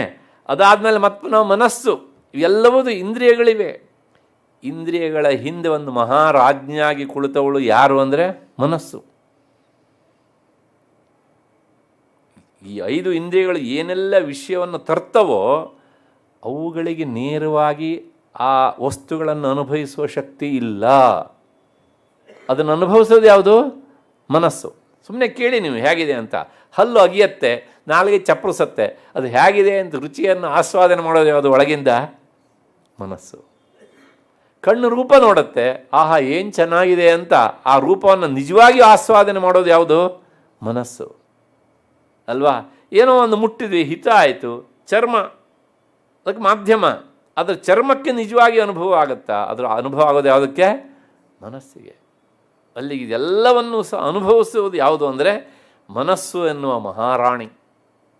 ಅದು ತಾನೇ? ಹಾಗಾಗಿ ಮನಸ್ಸು ಇಷ್ಟಿದ್ರೆ ಸಾಕಾ? ಇಲ್ಲ. ಆ ಶಬ್ದ, ಸ್ಪರ್ಶ, ರೂಪ, ರಸ, ಗಂಧಗಳು ಹೊರಗಡೆ ಇಟ್ಟೆ ಅಂತ ಹೇಳಿದ್ನಲ್ಲ, ಅವುಗಳು ಇಡೋದಕ್ಕೆ ಒಂದು ಆಧಾರ ಬೇಕಲ್ಲ. ಯಾವ್ಯಾವ ಕಡೆ ಅದೇ ಪೃಥ್ವಿ, ತೇಜೋ, ವಾಯು, ಆಕಾಶ. ಆಕಾಶ ಸೃಷ್ಟಿ ಮಾಡ್ದ, ಅದರೊಳಗೆ ಶಬ್ದವನ್ನು ಇಟ್ಟ. ಸೃಷ್ಟಿ ಮಾಡಿದ್ಲು, ಶಬ್ದವನ್ನು ಇಟ್ಲು.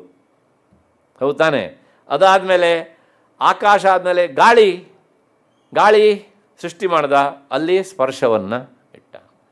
ಅದಾದಮೇಲೆ ಮತ್ತೆ ಪುನಃ ಯಾವುದನ್ನು ಇಟ್ಟ ಅಂತಂದರೆ ಅಗ್ನಿ. ಹೌದು ತಾನೆ? ಅಗ್ನಿಯಲ್ಲಿ ಏನನ್ನು ಇಟ್ಟ? ರೂಪವನ್ನು ಇಟ್ಟ. ಅದಾದಮೇಲೆ ನೀರಲ್ಲೇನಿಟ್ಟ? ರಸವನ್ನಿಟ್ಟ. ಪೃಥ್ವಿ, ಅದಾದಮೇಲೆ ಪೃಥ್ವಿಯಲ್ಲಿ ಏನಿಟ್ಟ? ಗಂಧವನ್ನು ಇಟ್ಟ. ಹೌದಾ? ಜಗತ್ತು ಅಂದರೆ ಇಷ್ಟೇ. ಇದಕ್ಕೆ ಹೊರತಾಗಿ ಇನ್ನೇನೋ ಒಂದು ಹೇಳಿ ನೋಡೋಣ. ಅಲ್ಲ, ಇವತ್ತೇ ನೀವು ಪ್ರಶ್ನೆ ಕೇಳಿ ಇವತ್ತೇ ಉತ್ತರ ನಿರೀಕ್ಷೆ ಮಾಡಿದರೆ ಹೇಗಿರತ್ರಿ? ಒಂದು ವಾರ ಸಮಯ ಕೊಡ್ರಿ ಹೇಳ್ತೀವಿ. ಇಷ್ಟೇ, ಒಂದು ವಾರ ಏನ್ರಿ, ಒಂದು ತಿಂಗಳ ತಗೊಳ್ಳಿ. ಬೇಡ, ನೀವು ಕೇಳ್ತಾ ಇದ್ದೀರ ಶ್ರದ್ಧೆಯಿಂದ ಹೇಳ್ತೇನೆ, 1 ವರ್ಷ ತಗೊಳ್ಳಿ. ಇಷ್ಟೇ ಪ್ರಪಂಚದ ಸುಖ ಅಂದರೆ ಇಷ್ಟೇ. ಶಬ್ದ, ಸ್ಪರ್ಶ, ರೂಪ, ರಸ, ಗಂಧ, ಈ 5 ಬಿಟ್ಟು 6ನೇದು ಯಾವ್ದಾದ್ರು ಒಂದಿದ್ರೆ ಹೇಳಿ. 1 ವರ್ಷದವರೆಗೆ ಸಮಯ ತಗೊಳ್ಳಿ. ಆಮೇಲೆ 1 ವರ್ಷ ಆಮೇಲೆ ಬರೋದನ್ನೇ ಬಿಟ್ಬಿಡ್ಬೇಡಿ. ಯಾಕೆ ಕೇಳಿದರೆ, ಓಹೋ ಹೇಳಿದ್ರಲ್ವಾ, ಪ್ರಶ್ನೆ ಕೇಳಿಬಿಟ್ರೆ ಉತ್ತರ ಇರೋದಿಲ್ಲ ಅಂತ. ಯಾಕೆ ಹೇಳಿದೆ ಅಂದರೆ, ಈ ಭೌತಿಕ ಪ್ರಪಂಚ ಅಂದರೆ ಇಷ್ಟೇ. ಯಾಕೆ ಈ ಭಾವನೆ ಬರಬೇಕು ಅಂದರೆ, ಇಷ್ಟೇ ಅಂತ ಹಣೆ ಬಾರ ಅಂತ ಆದಮೇಲೆ ನಾವು ಇದನ್ನು ಹೆಚ್ಚಾಗಿ ಹಚ್ಚಿಕೊಳ್ಳಲಿಕ್ಕೆ ಹೋಗಬಾರದು. That is the main intention ಅಷ್ಟೇ. ಹೀಗೆ ಕೊನೆಗೇನಾಯಿತು, ಮಹಾಭೂತಾತ್ಮಕಂ ಅದನ್ನೆಲ್ಲ ಒಡೆದು ಪೀಸ್ ಮಾಡಿ ಹಾಕಿದ ಪ್ರಪಂಚ ಈ ರೀತಿಯಾಗಿ ಸೃಷ್ಟಿ ಆಯಿತು. ಬ್ರಹ್ಮ ಸೃಷ್ಟಿ, ಅಲ್ಲಿ ಒಂದೇ ನೆನ್ಪಿಟ್ಟುಕೊಳ್ಳೋದು ನಾವು ಇಲ್ಲಿ, ಬ್ರಹ್ಮ ಸೃಷ್ಟಿಕರ್ತ ಅಂತ ನಾವು ಹೇಳ್ತೇವೆ. ಅವನು ಮಾಡಿದ ಒಂದು ಉಂಡೆ, ಆ ಉಂಡೆಯನ್ನು ಸಂಹರಿಸುವ ಮೂಲಕ ಅದನ್ನು ವಿಸ್ತರಿಸಿದವನು ಯಾರು? ಶಿವ. ನಾವು ಅವನಿಗೆ ಸಂಹಾರ ಮಾಡೋಣ ಅಂತ ಒಂದು ಪ್ಲೇಟ್ ಅಂಟಿಸ್ಬಿಟ್ಟಿದ್ದೇವೆ. ಬ್ಯಾಡ್ ನೇಮ್. ಬ್ರಹ್ಮ ಸೃಷ್ಟಿ ಮಾಡೋಣ ಅಂತ. ಬ್ರಹ್ಮ ಸೃಷ್ಟಿ ಮಾಡಿದ್ದು ಹೇಳಿದ್ನಲ್ಲ, ಒಂದೇ ಮುದ್ದೆ. ಇವನು ಒಡಿದೇ ಇದ್ದಿದ್ರೆ, ಅದನ್ನು ಪೀಸ್ ಮಾಡದೇ ಇದ್ದಿದ್ರೆ, ವಿಷ್ಣುವಿಗೆ ಅದು ಒಂದು ಪಾಲನೆ ಮಾಡೋದು, ಒಂದೇ ಮುದ್ದೆ ಪಾಲನೆ ಮಾಡೋದು ಅಂದರೆ is it not insult to Vishnu? ಹಲವು ಬಗೆ ಆಗಬೇಕಲ್ಲ. ಆ ಹಲವು ಬಗೆಯಾಗಿಸಿದವನು ಶಿವನಾದ್ದರಿಂದ ಅದೆಲ್ಲವನ್ನು ಸಹ ಪಾಲಿಸುವಂಥ ಹೊಣೆಗಾರಿಕೆ ಯಾರಿದ್ದಾಯಿತು? ವಿಷ್ಣುವಿನದ್ದಾಯಿತು. ಅದನ್ನೇ ಮುಂದೆ ಹೇಳುತ್ತೆ, ಪುಪೋಷ ಪಾಲಯಾಮಾಸ ತಲ್ಲಕ್ಷ್ಮ್ಯ ಸಹ ಕೇಶವ. ಕೇಶವ ಅಂದರೆ ಯಾರಪ್ಪ? ವಿಷ್ಣು. ಅವನು ತನ್ನ ಪತ್ನಿಯಿಂದೊಡಗೂಡಿ ಈ ಪ್ರಪಂಚದ ರಕ್ಷಣೆಯನ್ನು, ಪಾಲನೆಯನ್ನು, ಪೋಷಣೆಯನ್ನು ನಾನು ಮಾಡಬೇಕು ಅಂತ ತೀರ್ಮಾನ ಮಾಡಿ ಆತ ಅದರ ಪೋಷಣೆ ಪಾಲನೆಯನ್ನು ಮಾಡಿದ. ಸರಿ, ಯಾರ ಜೊತೆ ಕೂಡ್ಕೊಂಡು? ಮಹಾಲಕ್ಷ್ಮೀ ಏವಮಜಾ ರಾಜನ್ ಸರ್ವೇಶ್ವರೇಶ್ವರಿ. ಅವನ ಪತ್ನಿ ಮಹಾಲಕ್ಷ್ಮಿ ಅಂದರೆ ಇಲ್ಲಿ ಹೇಳ್ತಾ ಇರುವುದು ಸಗುಣ ರೂಪವಾದ ಮಹಾಲಕ್ಷ್ಮಿ ಅಷ್ಟೇ ಹೊರತು ಈ ಅಧ್ಯಾಯದ ಮೊದಲು ಹೇಳಿದಂಥ ನಿರ್ಗುಣ ನಿರಾಕಾರವಾದ ಅಲಕ್ಷ್ಯ ರೂಪವಾದವಳಿದ್ದಾಳಲ್ಲ, ಅವಳಲ್ಲ. ಅವಳ ಹೆಸರು ಅಜಾ. ಅವಳು ಹುಟ್ಟದೇ ಇರೋಳು, ಪರಬ್ರಹ್ಮ ಸ್ವರೂಪಿಣೆ. ಹಾಗಾಗಿ ಆ ಸಗುಣ ರೂಪವಾದ ಮಹಾಲಕ್ಷ್ಮಿಯಿಂದ ಸೇರಿದಂತಹ ವಿಷ್ಣು ಈ ಪ್ರಪಂಚನ ಏನು ಮಾಡ್ತಾನೆ? ಅವನು ಪಾಲನೆ ಮಾಡ್ತಾನೆ, ಪೋಷಣೆ ಮಾಡ್ತಾನೆ, ಹೊರತು ಇನ್ನೊಬ್ಬಳಲ್ಲ. ನಿರಾಕಾರಾಚ ಸಾಕಾರ. ಆ ಲಕ್ಷ್ಮಿಗೆ 2 ರೂಪ, ಮತ್ತು ಅದನ್ನೇ ಹೇಳ್ತಾರೆ ನಿರಾಕಾರ ಸಾಕಾರ. ಹಾಗೆ ಇಲ್ಲೆಲ್ಲ ಹೇಳಿದ್ದು ಯಾರ ರೂಪ ಅಂತಂದರೆ ಆ ಸಾಕಾರ ರೂಪಳ ಅಂತ ಲಕ್ಷ್ಮಿಯ ವಿಚಾರವನ್ನೇ ಹೇಳಿದ್ದು. ಅವಳೇ ನಾನಾಭಿಧಾನಭೃತ್. ಅವಳಿಗೆ 1 ಅಲ್ಲ 2 ಅಲ್ಲ 100 ಹೆಸರುಗಳು, 1000 ಹೆಸರುಗಳು. ಹಾಗಾಗಿ 1000 ನಾಮಗಳು ಅಂತ. ನಾಮಾಂತರೈರ್ನಿರೂಪ್ಯ ಈಶ. ಇನ್ನೂ ಬೇರೆ ಬೇರೆ ಹೆಸರುಗಳಿಂದ ಆ ಲಕ್ಷ್ಮಿಯನ್ನು ನಾವು ಕರೆಯಬಹುದು. ಆದರೆ ಇನ್ನೊಬ್ಬಳಿದ್ದಾಳೆ ಅನ್ಯ ನ ಕೇನಚಿತ್, ಅಂದರೆ ನಿರ್ಗುಣ ರೂಪದಲ್ಲಿರುವಂಥ ಅವಳ ರೂಪಗಳು. ಅವಳು ನಿರಾಕಾರ. ಅವಳನ್ನು ಯಾವ ಹೆಸರುಗಳಿಂದಲೂ ಸಹ ಹೇಳೋದಕ್ಕೆ ಆಗೋದಿಲ್ಲ. ಅವಳು ಪರಬ್ರಹ್ಮ ಸ್ವರೂಪಿಣಿ. ಏನು ಹೇಳ್ಬೋದು ಅಂದರೆ ಅವಳು ನಿರ್ಗುಣ ನಿರಾಕಾರ. ಕೇವಲ ಮನಸ್ಸಿಗೆ ಅನುಭವಕ್ಕೆ ಬರುತ್ತೆ. ಮನಸ್ಸಿಗೆ ಅನುಭವಕ್ಕೆ ಬಂದದ್ದು ತುಟಿಯಿಂದ ಹೇಳೋದಕ್ಕೆ ಆಗುವುದಿಲ್ಲ. ಹಾಗಾಗಿ ಇದು ಆ ಲಕ್ಷ್ಮಿಯನ್ನು ಕುರಿತಾದಂತಹ ರಹಸ್ಯದ ವಿಚಾರ ಇಷ್ಟು. ಹಾಗಾಗಿ ಇದಕ್ಕೆ ಹೆಸರು ಪ್ರಾಧಾನಿಕಂ ರಹಸ್ಯಂ ಅಂತ. ಇಷ್ಟು ಹಿನ್ನೆಲೆಯಲ್ಲಿ ಇದಕ್ಕೊಂದು ವಿವರಣೆ ಕೊಡ್ತಾರೆ ಅವರು. ಏನು ಅಂದರೆ, ಪ್ರಧಾನಂ ಅಂದರೆ ಮೂಲ ಪ್ರಕೃತಿ. ಅದೇ ಈಗ ನಾನು ಹೇಳಿದ್ನಲ್ಲ 8 ಮೂಲ ಪ್ರಕೃತಿಗಳು ಅಂತ. ಆ ಮೂಲ ಪ್ರಕೃತಿಯ ರೂಪದಲ್ಲಿ ಇರುವವಳು ಲಕ್ಷ್ಮಿ. ಆದ್ದರಿಂದ ಅವಳನ್ನು ಕುರಿತು ಹೇಳುವಂಥ ಈ ಗ್ರಂಥ ಭಾಗಕ್ಕೆ ಪ್ರಾಧಾನಿಕ ರಹಸ್ಯ ಅಂತ ಹೆಸರು. ಇದು ರಹಸ್ಯ ಯಾಕೆ ಅಂತಂದರೆ, ಈ ವಿಷಯ ಇನ್ನೆಲ್ಲೂ ನಮಗೆ ಸಿಗೋದಿಲ್ಲ. ಲಕ್ಷ್ಮಿಯೇ ಪರಬ್ರಹ್ಮ ಸ್ವರೂಪಿಣಿ ಅನ್ನುವ ವಿಷಯ ಇನ್ನೆಲ್ಲೂ ಸಿಗೋದಿಲ್ಲ. ನಮ್ಮ ಲಕ್ಷ್ಮಿ ಅಂದ ತಕ್ಷಣ ಅವಳು ಹಿಂಗೆ ಕೂತಿರ್ತಾಳೆ ಚಿತ್ರದೊಳಗೆ. ಇನ್ನು ಕೆಲವು ಕಡೆ ಆ ಕಡೆ ಈ ಕಡೆ ಗಜಲಕ್ಷ್ಮಿಯರು ಇರ್ತಾರೆ. ದುಡ್ಡಿನ ದೇವತೆ ಅಷ್ಟಕ್ಕೆ ತೀರ್ಮಾನ ಮಾಡಿದ್ದೇವೆ ನಾವು. ಸರ್ವ ಸಮರ್ಥಳಾದಂಥ ನಿರ್ಗುಣ ನಿರಾಕಾರಳಾದ ಪರಬ್ರಹ್ಮ ಸ್ವರೂಪಿಣಿಗೆ ಕೇವಲ ದುಡ್ಡಿನ ದೇವತೆ ಅಂತ ಇಷ್ಟೇ ನಾವು ಭಾವಿಸಿ ಆರಾಧಿಸಿದರೆ ಅವಳಿಗೆ ನಾವು ಪೂಜೆ ಮಾಡ್ದಂಗಾಯ್ತು, ಅಪಮಾನ ಮಾಡ್ದಂಗಾಯ್ತಾ? ಸ್ವಲ್ಪ ಕಷ್ಟ ಅಲ್ವಾ? ಅಂದರೆ ಅವಳ ಸಾಮರ್ಥ್ಯವನ್ನು ನಾವು ತುಂಬ ಲಿಮಿಟೆಡ್ ಆಗಿ ಅಳೆದ ಹಾಗೆ ಆಗಿಬಿಡುತ್ತೆ ಅಲ್ವಾ? ಹೀಗೆ ಅಂತ ಅಂದರೆ ತುಂಬ ಉನ್ನತ ಅಧಿಕಾರಿನಪ್ಪ, ಅವನನ್ನು ನಾವು ಕರೆದುಬಿಟ್ಟು ಇವ್ರು ನಮ್ಮ ಪಕ್ಕದ ಮನೆಯವರು ಅಂತ ಇಷ್ಟೇ ಪರಿಚಯ ಮಾಡಿದರೆ ಹೇಗಿರುತ್ತೆ ರೀ? ಅದು ಅವನು ಪರಿಚಯ ಮಾಡಿಸ್ದಂಗೆ ಆಯ್ತಾ, ಇನ್ಸಲ್ಟ್ ಮಾಡ್ದಂಗೆ ಆಯ್ತಾ? ಪಕ್ಕದ ಮನೆಯವರು ಹೌದು, ಈ ಕಡೆಗೂ ಪಕ್ಕದ ಮನೆಯವರು ಇದ್ದಾರಲ್ಲ, ಹೌದಾ ಅಲ್ವಾ? ಆದರೆ ಆ ಎತ್ತರದ ವಿಚಾರವನ್ನು ನಾವು ಮರಿಬಾರದು ಎನ್ನುವಂಥ ಹಿನ್ನೆಲೆಯಲ್ಲಿ ಇದು ರಹಸ್ಯ. ಅದಕ್ಕೋಸ್ಕರ ಕೊನೆಯ ಮಾತು ಹೇಳುತ್ತೆ, ಈ ಸಗುಣ ರೂಪವನ್ನು ನೀವು ಸಾವಿರಾರು ನಾಮಗಳಿಂದ ಕರೆಯಬಹುದು, ಆದರೆ ನಿರ್ಗುಣ ರೂಪಕ್ಕೆ ಮಾತ್ರ ಅತ್ಯಂತ ಲಿಮಿಟೆಡ್ ಆದಂಥ ನಾಮಗಳು. ಆಕೆಯನ್ನು ನಾವು ಯಾವ ಹೆಸರಿನಿಂದಲೂ ಸಹ ಕರೆಯೋದಕ್ಕಾಗೋದಿಲ್ಲ, ಕೇವಲ ಚೈತನ್ಯ ರೂಪಿಣಿ ಇಷ್ಟೇ ಕರಿಬೋದು. ಇಲ್ಲಿ ಈ ಪ್ರಾಧಾನ್ಯಕ ರಹಸ್ಯಂಥ ಈ ಲಕ್ಷ್ಮಿಯ ವಿಚಾರವನ್ನು ದುರ್ಗಾ ಸಪ್ತಶತಿಯ ಮಧ್ಯಮ ಚರಿತ್ರೆಯಲ್ಲಿ ನಾವು ಅದನ್ನು ನೋಡಿಕೊಂಡು ಬಂದಿದ್ದೇವೆ.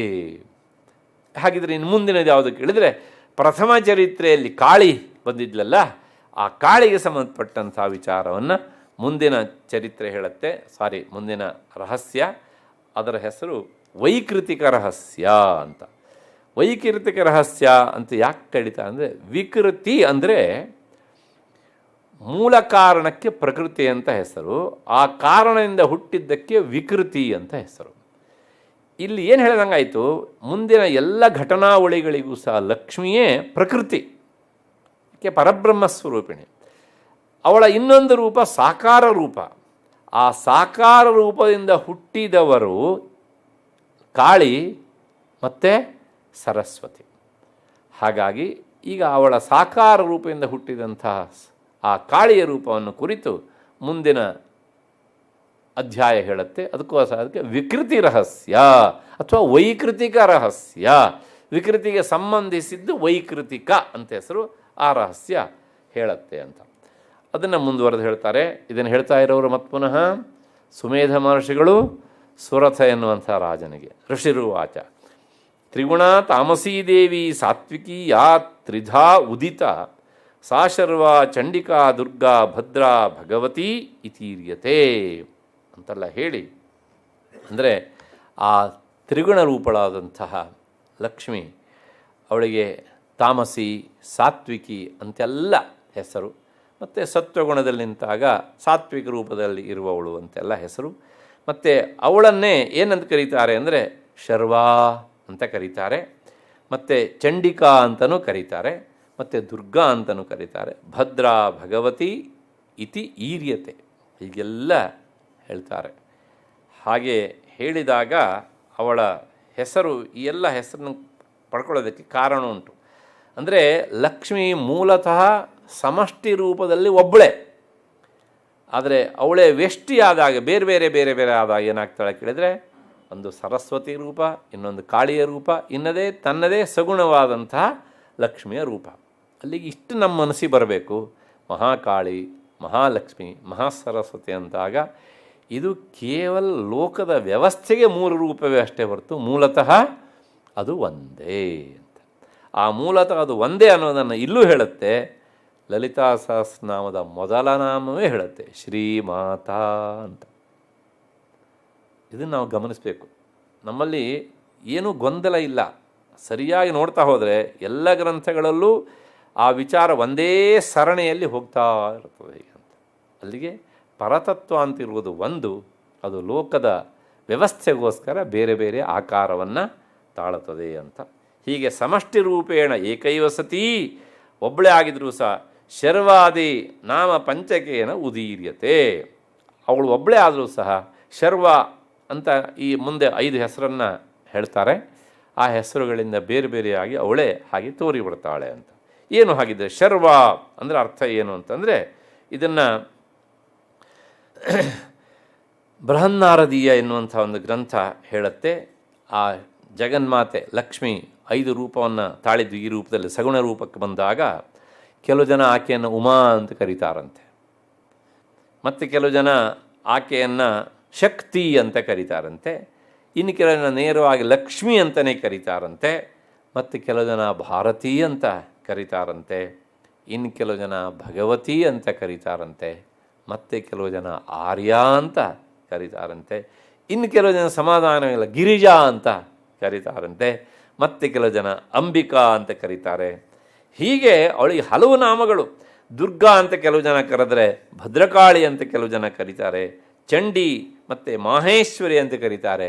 ಇದು ಯಾವುದೂ ಸಮಾಧಾನ ಆಗದೆ ಇದ್ದಾಗ ಮತ್ತೆ ಕೆಲವು ಜನ ಆಕೆಯನ್ನು ಕೌಮಾರಿ ಅಂತ ಕರೆದರು, ವೈಷ್ಣವಿ ಅಂತ ಕರೆದರು, ಶ್ರೀಹಿ ಅಂತ ಕರೆದರು. ಇದಕ್ಕೆಲ್ಲ ಅರ್ಥ ನಾನು ಹೇಳಿದ್ದೇನೆ ನಿನ್ನೆ ದಿವಸ. ಅದಾದಮೇಲೆ ವಾರಾಹಿ ಅಂತ ಕರೆದರು, ಕಮಲಾ ಅಂತ ಕರೆದರು. ಹೀಗೆ ಇನ್ನು ಕೆಲವು ಜನ ಬ್ರಾಹ್ಮಿ ಹಂಸ ಸಮಾರೂಢ ಅಂತ, ಮತ್ತು ವಿದ್ಯೇತಿ ಶಿವ ಮಾಯೇತಿ, ಕೆಲವು ಜನ ವಿದ್ಯಾ ಅಂತ ಕರೆದ್ರು, ಕೆಲವು ಜನ ಅವಿದ್ಯಾ ಅಂತ ಕರೆದ್ರು, ಮತ್ತು ಕೆಲವು ಜನ ಶಿವ ಅಂತ ಕರೆದ್ರು, ಮೋಕ್ಷ ಸ್ವರೂಪಿಣಿ ಈಗ ತಾನೇ ಹೇಳಿದ್ದೇನೆ. ಇನ್ನು ಕೆಲವು ಜನ ಮಾಯಾ ಅಂತ ಕರೆದ್ರು. ಹೀಗೆ ಒಟ್ಟಾರೆ ಹೇಳಬೇಕು ಅಂದರೆ ಅವಳು ಪ್ರಕೃತಿಶ್ಚ ಪರಾ, ಎಲ್ಲದಕ್ಕೂ ಸಹ ಮೂಲ ಕಾರಣ ಆದವಳು. ಹೀಗೆ ಇಷ್ಟು ಆದ ಮೇಲೆ ಆ ಸುಮೇಧ ಮಹರ್ಷಿ ಹೇಳ್ತಾರೆ, ಆರಾಧ್ಯಂ ಯನ್ಮಯಾ ದೇವ್ಯಾ ಸ್ವರೂಪಂ ಏನ ವೈದ್ವಿಜ ವಿಧಿನಾ ಇತಿ ರಾಜ್ಞಃ ಪ್ರಶ್ನಾನುರೋಧೇನ ಸರ್ವಾಸಾಂ ಪ್ರಕೃತಿ ವಿಕೃತೇನಾಂ ಸ್ವರೂಪಾಣಿ ಪೂಜಾವಿಧಿಂಚ ವಿವಕ್ಷುಃ ಪ್ರಕೃತಿಸ್ವರೂಪಾಣಾಂ ಪೂರ್ವರಹಸ್ಯ ಉಕ್ತತ್ವಾತ್ ಅತ್ರ ವಿಕೃತೀನಾಂ ಸ್ವರೂಪಾಣಿ ವದನ್ ಆದೌ ಪ್ರಥಮಚರಿತ್ರ ದೇವತಾಯಾಃ ಸ್ವರೂಪಮಾಹ. ರಹಸ್ಯ ವಿಚಾರ ಪೂಜೆಗೆ ಸಂಬಂಧಪಟ್ಟಿದ್ದನ್ನು ಹೇಳಬೇಕು ಅಂತ ಕೇಳಿದ್ದ ಅವನು. ಅದೇ ಪ್ರಕಾರ ಈಗ ಆ ಸುರಥ ರಾಜನಿಗೆ ಸುಮೇಧ ಮಹರ್ಷಿಗಳು ಹೇಳ್ತಾರೆ, ಹಿಂದಿನ ಅಧ್ಯಾಯದಲ್ಲಿ ಮೂಲ ಕಾರಣವಂಥ ಲಕ್ಷ್ಮಿಯ ವಿಚಾರವನ್ನು ಹೇಳಿದ್ದಾಯಿತು. ಈಗ ಲಕ್ಷ್ಮಿ ಪ್ರಕೃತಿ ಅವಳ ವಿಕೃತಿ ಅಂದರೆ ಕಾರ್ಯರೂಪದಿಂದ ಕಾಣುವವಳಾದ್ದರಿಂದ ಆ ಕಾಳಿಯನ್ನು ಕುರಿತು ಮೊದಲನೆಯ ಚರಿತ್ರೆಯಲ್ಲಿ ಬಂದಿದ್ದಲ್ಲ, ಮಧುಕೈಟಭರನ್ನು ನಾಶ ಮಾಡಿದಂಥ ರೂಪ, ಆಕೆಯನ್ನು ಹೇಗೆ ಅರ್ಚಿಸಬೇಕು ಇತ್ಯಾದಿಯಾಗಿ ಹೇಳುತ್ತೆ. ಆಲ್ಮೋಸ್ಟ್ ಇದೆಲ್ಲ ರಿಪೀಟ್ ಆದ ಹಾಗೇನೆ, ಯಾಕಂದರೆ ಅಲ್ಲಿ ಬಂದಿದೆ ಅವಳಿಗೆ ರೂಪ ಎಂಥದ್ದಿದೆ, ಕೈಗೆ ಹೇಗಿದೆ, ಎಷ್ಟು ಕೈಗಳು, ಮುಖಗಳೆಷ್ಟು, ಕಣ್ಣುಗಳೆಷ್ಟು ಅಂತೆಲ್ಲ ಅಲ್ಲಿ ಹೇಳಿದ್ದೆ. ಧ್ಯಾನ ಶ್ಲೋಕದಲ್ಲಿ ಹೇಳಿದ್ದೆ, ಅಲ್ಲಿ ಬಂದಿರಲಿಲ್ಲ ಕಾಳಿಯ ವಿಚಾರವನ್ನು. ಆ ಧ್ಯಾನ ಶ್ಲೋಕದಲ್ಲಿ ಹೇಳಿದಂಥ ವಿಚಾರವನ್ನು ಇಲ್ಲಿ ಮುಂದುವರೆದು ಅದನ್ನು ಹೇಳ್ತಾರೆ. ಆ ಕಾಳಿಗೆ ಏನಂತ ಹೆಸರು ಅಂತಂದರೆ ಯೋಗನಿದ್ರಾ ಅಂತ ಹೆಸರು.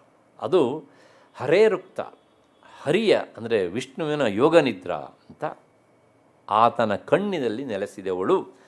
ಮತ್ತು ಲೋಕದ ಜನ ಆಕೆಯನ್ನು ಏನಂತ ಕರೀತಾರೆ ಅಂದರೆ ಮಹಾಕಾಲಿ ಅಂತ ಕರೀತಾರೆ. ಯಾಕೆ ಅಂದರೆ ತಮೋಗುಣ, ಅವಳು ತಮೋಗುಣ ಪ್ರಧಾನಳಾದವಳು.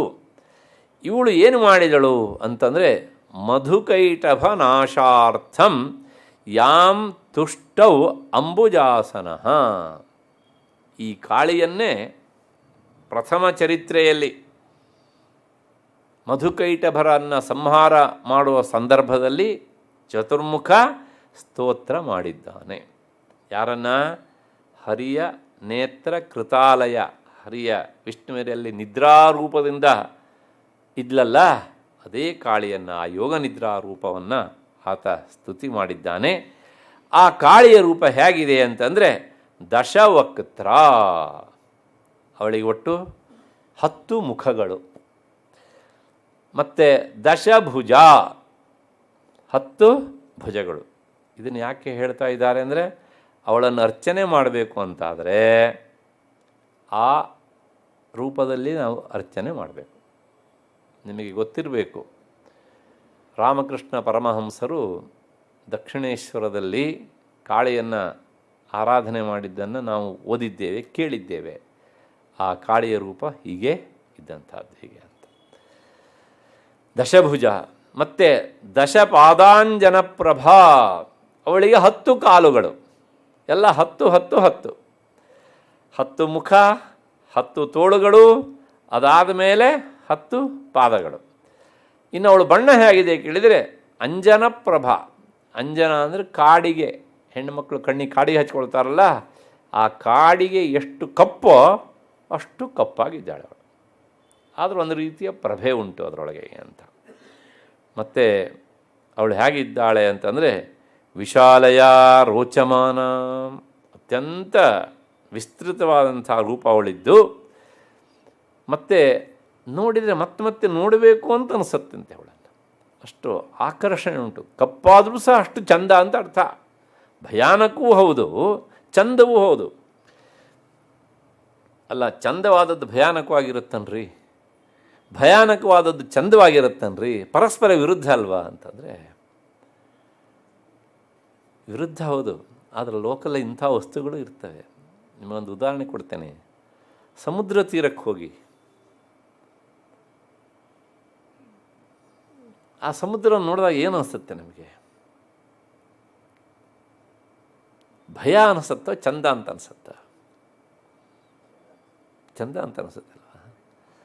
ಹೌದಲ್ವ? ಸ್ವಲ್ಪ ಕಾಲಿಟ್ಟು ಮುಂದಕ್ಕೆ ಹೋದರೆ ಒಂದು ಅಲೆ ಬಂದು ಬಡಿದ್ರೆ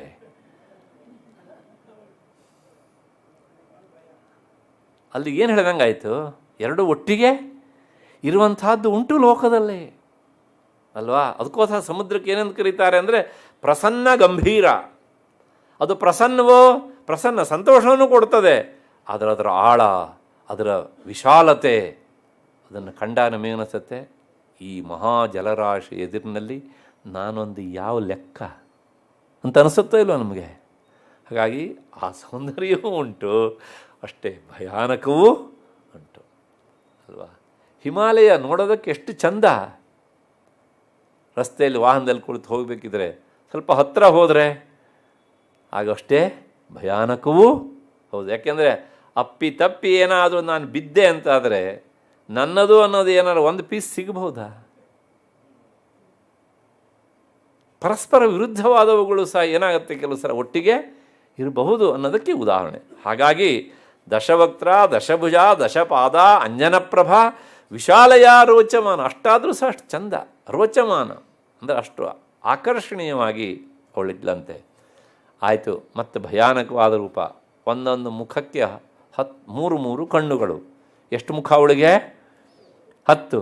10 × 3 ಎಷ್ಟು ಕಣ್ಣುಂಟು? ತ್ರಿಂಶಲ್ಲೋಚನ. ತ್ರಿಂಶತ್ ಅಂದರೆ 30. ಆ 30 ಕಣ್ಣುಗಳಿಂದ ಕೂಡಿದ್ದಾಳೆ. ಬರೇ ಅಲ್ಲ, ಕಣ್ಣುಗಳಿದ್ದೇ ಒಂದು ಮಾಲೆ. ತ್ರಿಂಶಲ್ಲೋಚನ ಮಾಲಯ.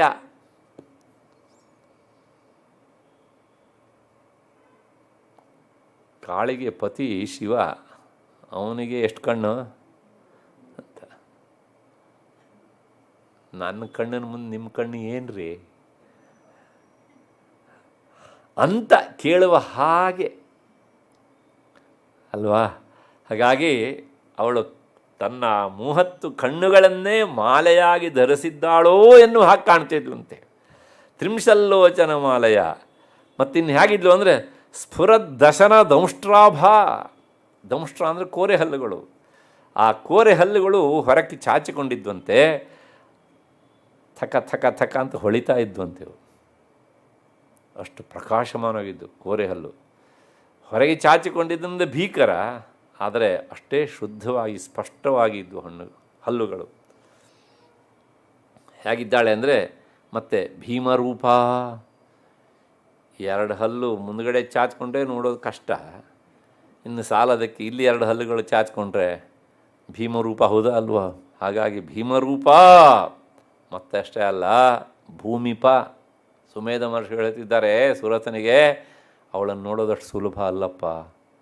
ಸೌಂದರ್ಯ ಇಲ್ವೋ? ಸೌಂದರ್ಯ ಉಂಟು. ಭಯ ಇಲ್ವೋ? ಅದು ಉಂಟು. ಎರಡೂ ಮೇಳಿಸಿ ಅಂಥ ರೂಪ ಅಂಥದ್ದು ಅವಳಿದ್ದು. ಮತ್ತು ರೂಪ ಸೌಭಾಗ್ಯ ಕಾಂತೀನಾಂ ಸಾ ಪ್ರತಿಷ್ಠಾ. ಗಡಿ ಮುಂದೆ ಒಳಗಿಡ್ತಾರೆ, ರೂಪಕ್ಕೆ ಸೌಂದರ್ಯಕ್ಕೆ ಅವಳೇ ಆಧಾರ ಅಂತ. ನಮಗೆ ಕಾಳಿ ಅಂದ ತಕ್ಷಣ ಎಲ್ಲಿಲ್ಲದ ಭಯ. ಯಾಕೆ ಕೇಳಿದರೆ ಅವಳೆಲ್ಲ ಭಯಾನಕ. ನಾವು ಮಾಡಿದ ತಪ್ಪು ಅವಳನ್ನು ನೋಡಿದಾಗ ರಿಫ್ಲೆಕ್ಟ್ ಆಗ್ತಾ ಇರುತ್ತಲ್ಲ, ಹಾಗಾಗಿ ನಮಗೆ ಭಯ ಕಾಣುತ್ತೆ. ನಾವು ಪ್ರಾಮಾಣಿಕವಾಗಿ ಶುದ್ಧರಾಗಿದ್ದ ಪಕ್ಷದೊಳಗೆ ಅಲ್ಲಿ ಅದೇ ರಿಫ್ಲೆಕ್ಟ್ ಆಗುತ್ತೆ. ಆಹಾ ತಾಯಿ ನೀ ಏನು ಚಂದ ಇದ್ದೀಯ ಅಂತ ಅನಿಸುತ್ತೆ ಅಂತ. ಹಾಗಿಲ್ಲದೆ ಇದೆ ರಾಮಕೃಷ್ಣ ಪರಮಹಂಸರು ಹೋಗಿ ಆ ರೂಪ ಅನ್ನೋದು ಯಾಕೆ ನೀವು ಪೂಜೆ ಮಾಡ್ತಿದ್ರು? ಅಲ್ಲೇನೋ ಇರಬೇಕಲ್ವ? ಹೌದು ತಾನೆ? ಇದೇ ಮುಂದುವರೆದು ಹೇಳುತ್ತೆ, ಸಾ ಪ್ರತಿಷ್ಠಾ, ರೂಪಕ್ಕೆ ಸೌಂದರ್ಯಕ್ಕೆ ಅವಳೇ ನೆಲೆ.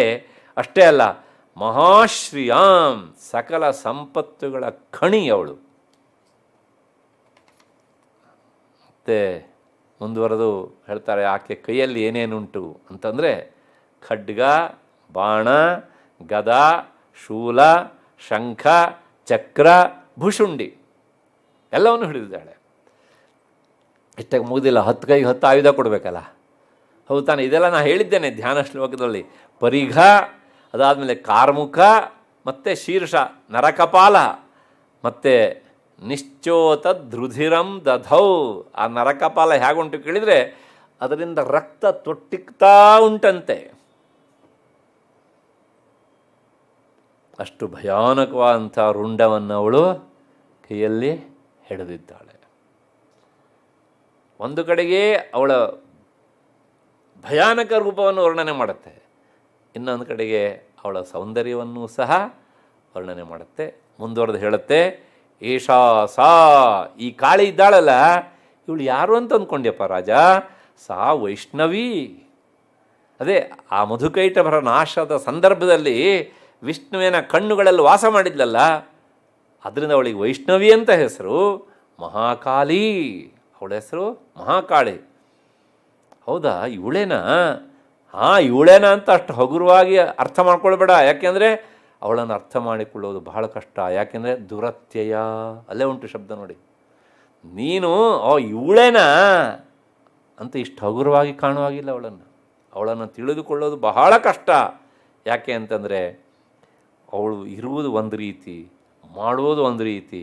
ನಾವು ಇಷ್ಟೇನಾ ಅಂತ ಅಂದ್ಕೊಂಡ್ರೆ ಅವಳು ಇಷ್ಟ ಆಗ್ತಾಳೆ, ಅವಳು ಅಷ್ಟೇ ಅಂತಂದರೆ ಅವಳು ಇಷ್ಟ ಆಗಿಬಿಡ್ತಾಳೆ. ಹಾಗಾಗಿ ಅವಳನ್ನು ಅರ್ಥೈಸಿಕೊಳ್ಳುವುದು ಬಹಳ ಕಷ್ಟ.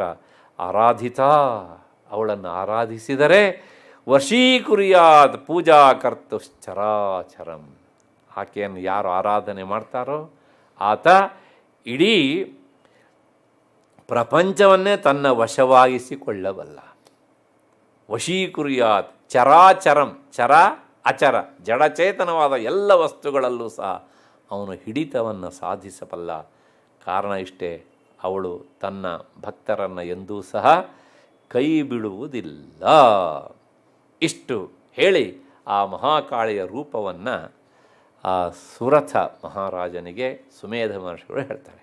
ಸರಿ, ಇದು ಆ ಮಹಾಕಾಳಿಯ ರೂಪ ಆಯಿತು, ನನಗೀಗ ಮನಸ್ಸಿಗೆ ಬಂತು, ನಾನು ಈಕೆಯನ್ನು ಪೂಜೆ ಮಾಡಬೇಕಿದ್ರೆ ಒಂದೋ ಈ ಆಕಾರದ ವಿಗ್ರಹವನ್ನು ಇಟ್ಕೊಳ್ತೇನೆ, ಅಥವಾ ಮಾನಸಿಕವಾಗಿ ಪೂಜೆ ಮಾಡಬೇಕಿದ್ರೆ ಅವಳ ಈ ರೂಪವನ್ನು ಮನಸ್ಸಿಗೆ ತಂದುಕೊಂಡು ನಾನು ಪೂಜೆ ಮಾಡ್ತೇನೆ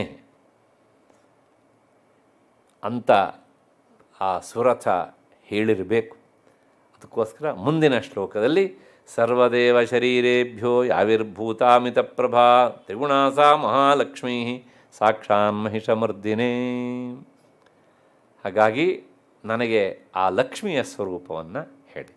ಯಾಕೆಂದರೆ 3 ಪೂಜಾ ವಿಧಾನವನ್ನು ಕೇಳ್ತಾ ಇರೋದು. ಇವಾಗ ಪೂಜಾ ವಿಧಾನ ಮಾಡಬೇಕಿದ್ರೆ ಆ ಧ್ಯೇಯ ವಸ್ತು ಏನು ಉಂಟಲ್ಲ ಅದು ನಮ್ಮ ಮನಸ್ಸಿಗೆ ಬರಬೇಕು, ಆಕಾರ. ಹಾಗಾಗಿ ಕಾಳಿಯ ಆಕಾರವನ್ನು ಈಗ ಹೇಳಿದ್ದಾಯಿತು. ಈಗ ನನಗೆ ಲಕ್ಷ್ಮಿಯ ಆಕಾರವನ್ನು, ಅವಳ ಮುಖ ಹೇಗುಂಟು, ಏನೇನು ಆಯುಧ ಹಿಡಿದಿದ್ದಾಳೆ, ಮತ್ತು ಅವಳಿಗೆ ಎಷ್ಟು ಕೈಗಳಿವೆ, ಇತ್ಯಾದಿ ಇತ್ಯಾದಿ. ಒಟ್ಟಾರೆ ಲಕ್ಷ್ಮಿ ಅಂದಾಗ ನಾನು ಅವಳನ್ನು ಧ್ಯಾನ ಮಾಡಲಿಕ್ಕೆ ಬೇಕಾದಂತಹ ರೂಪವನ್ನು ನನಗೆ ತಿಳಿಸಿಕೊಡಿ ಅಂತ ಸುರಥ ಮಹಾರಾಜ ಕೇಳಿದ್ದಾನೆ. ಅದಕ್ಕೆ ಸುಮೇಧ ಮಹರ್ಷಿಗಳು ಉತ್ತರ ಹೇಳ್ತಾರೆ, ನಾಳೆ 6 ಗಂಟೆಗೆ ಸೇರಿದಾಗ. ಅಲ್ಲಿವರೆಗೆ ನಿಮಗೆಲ್ಲ ನಮಸ್ಕಾರ ಮತ್ತು ಕೃತಜ್ಞತೆಗಳು.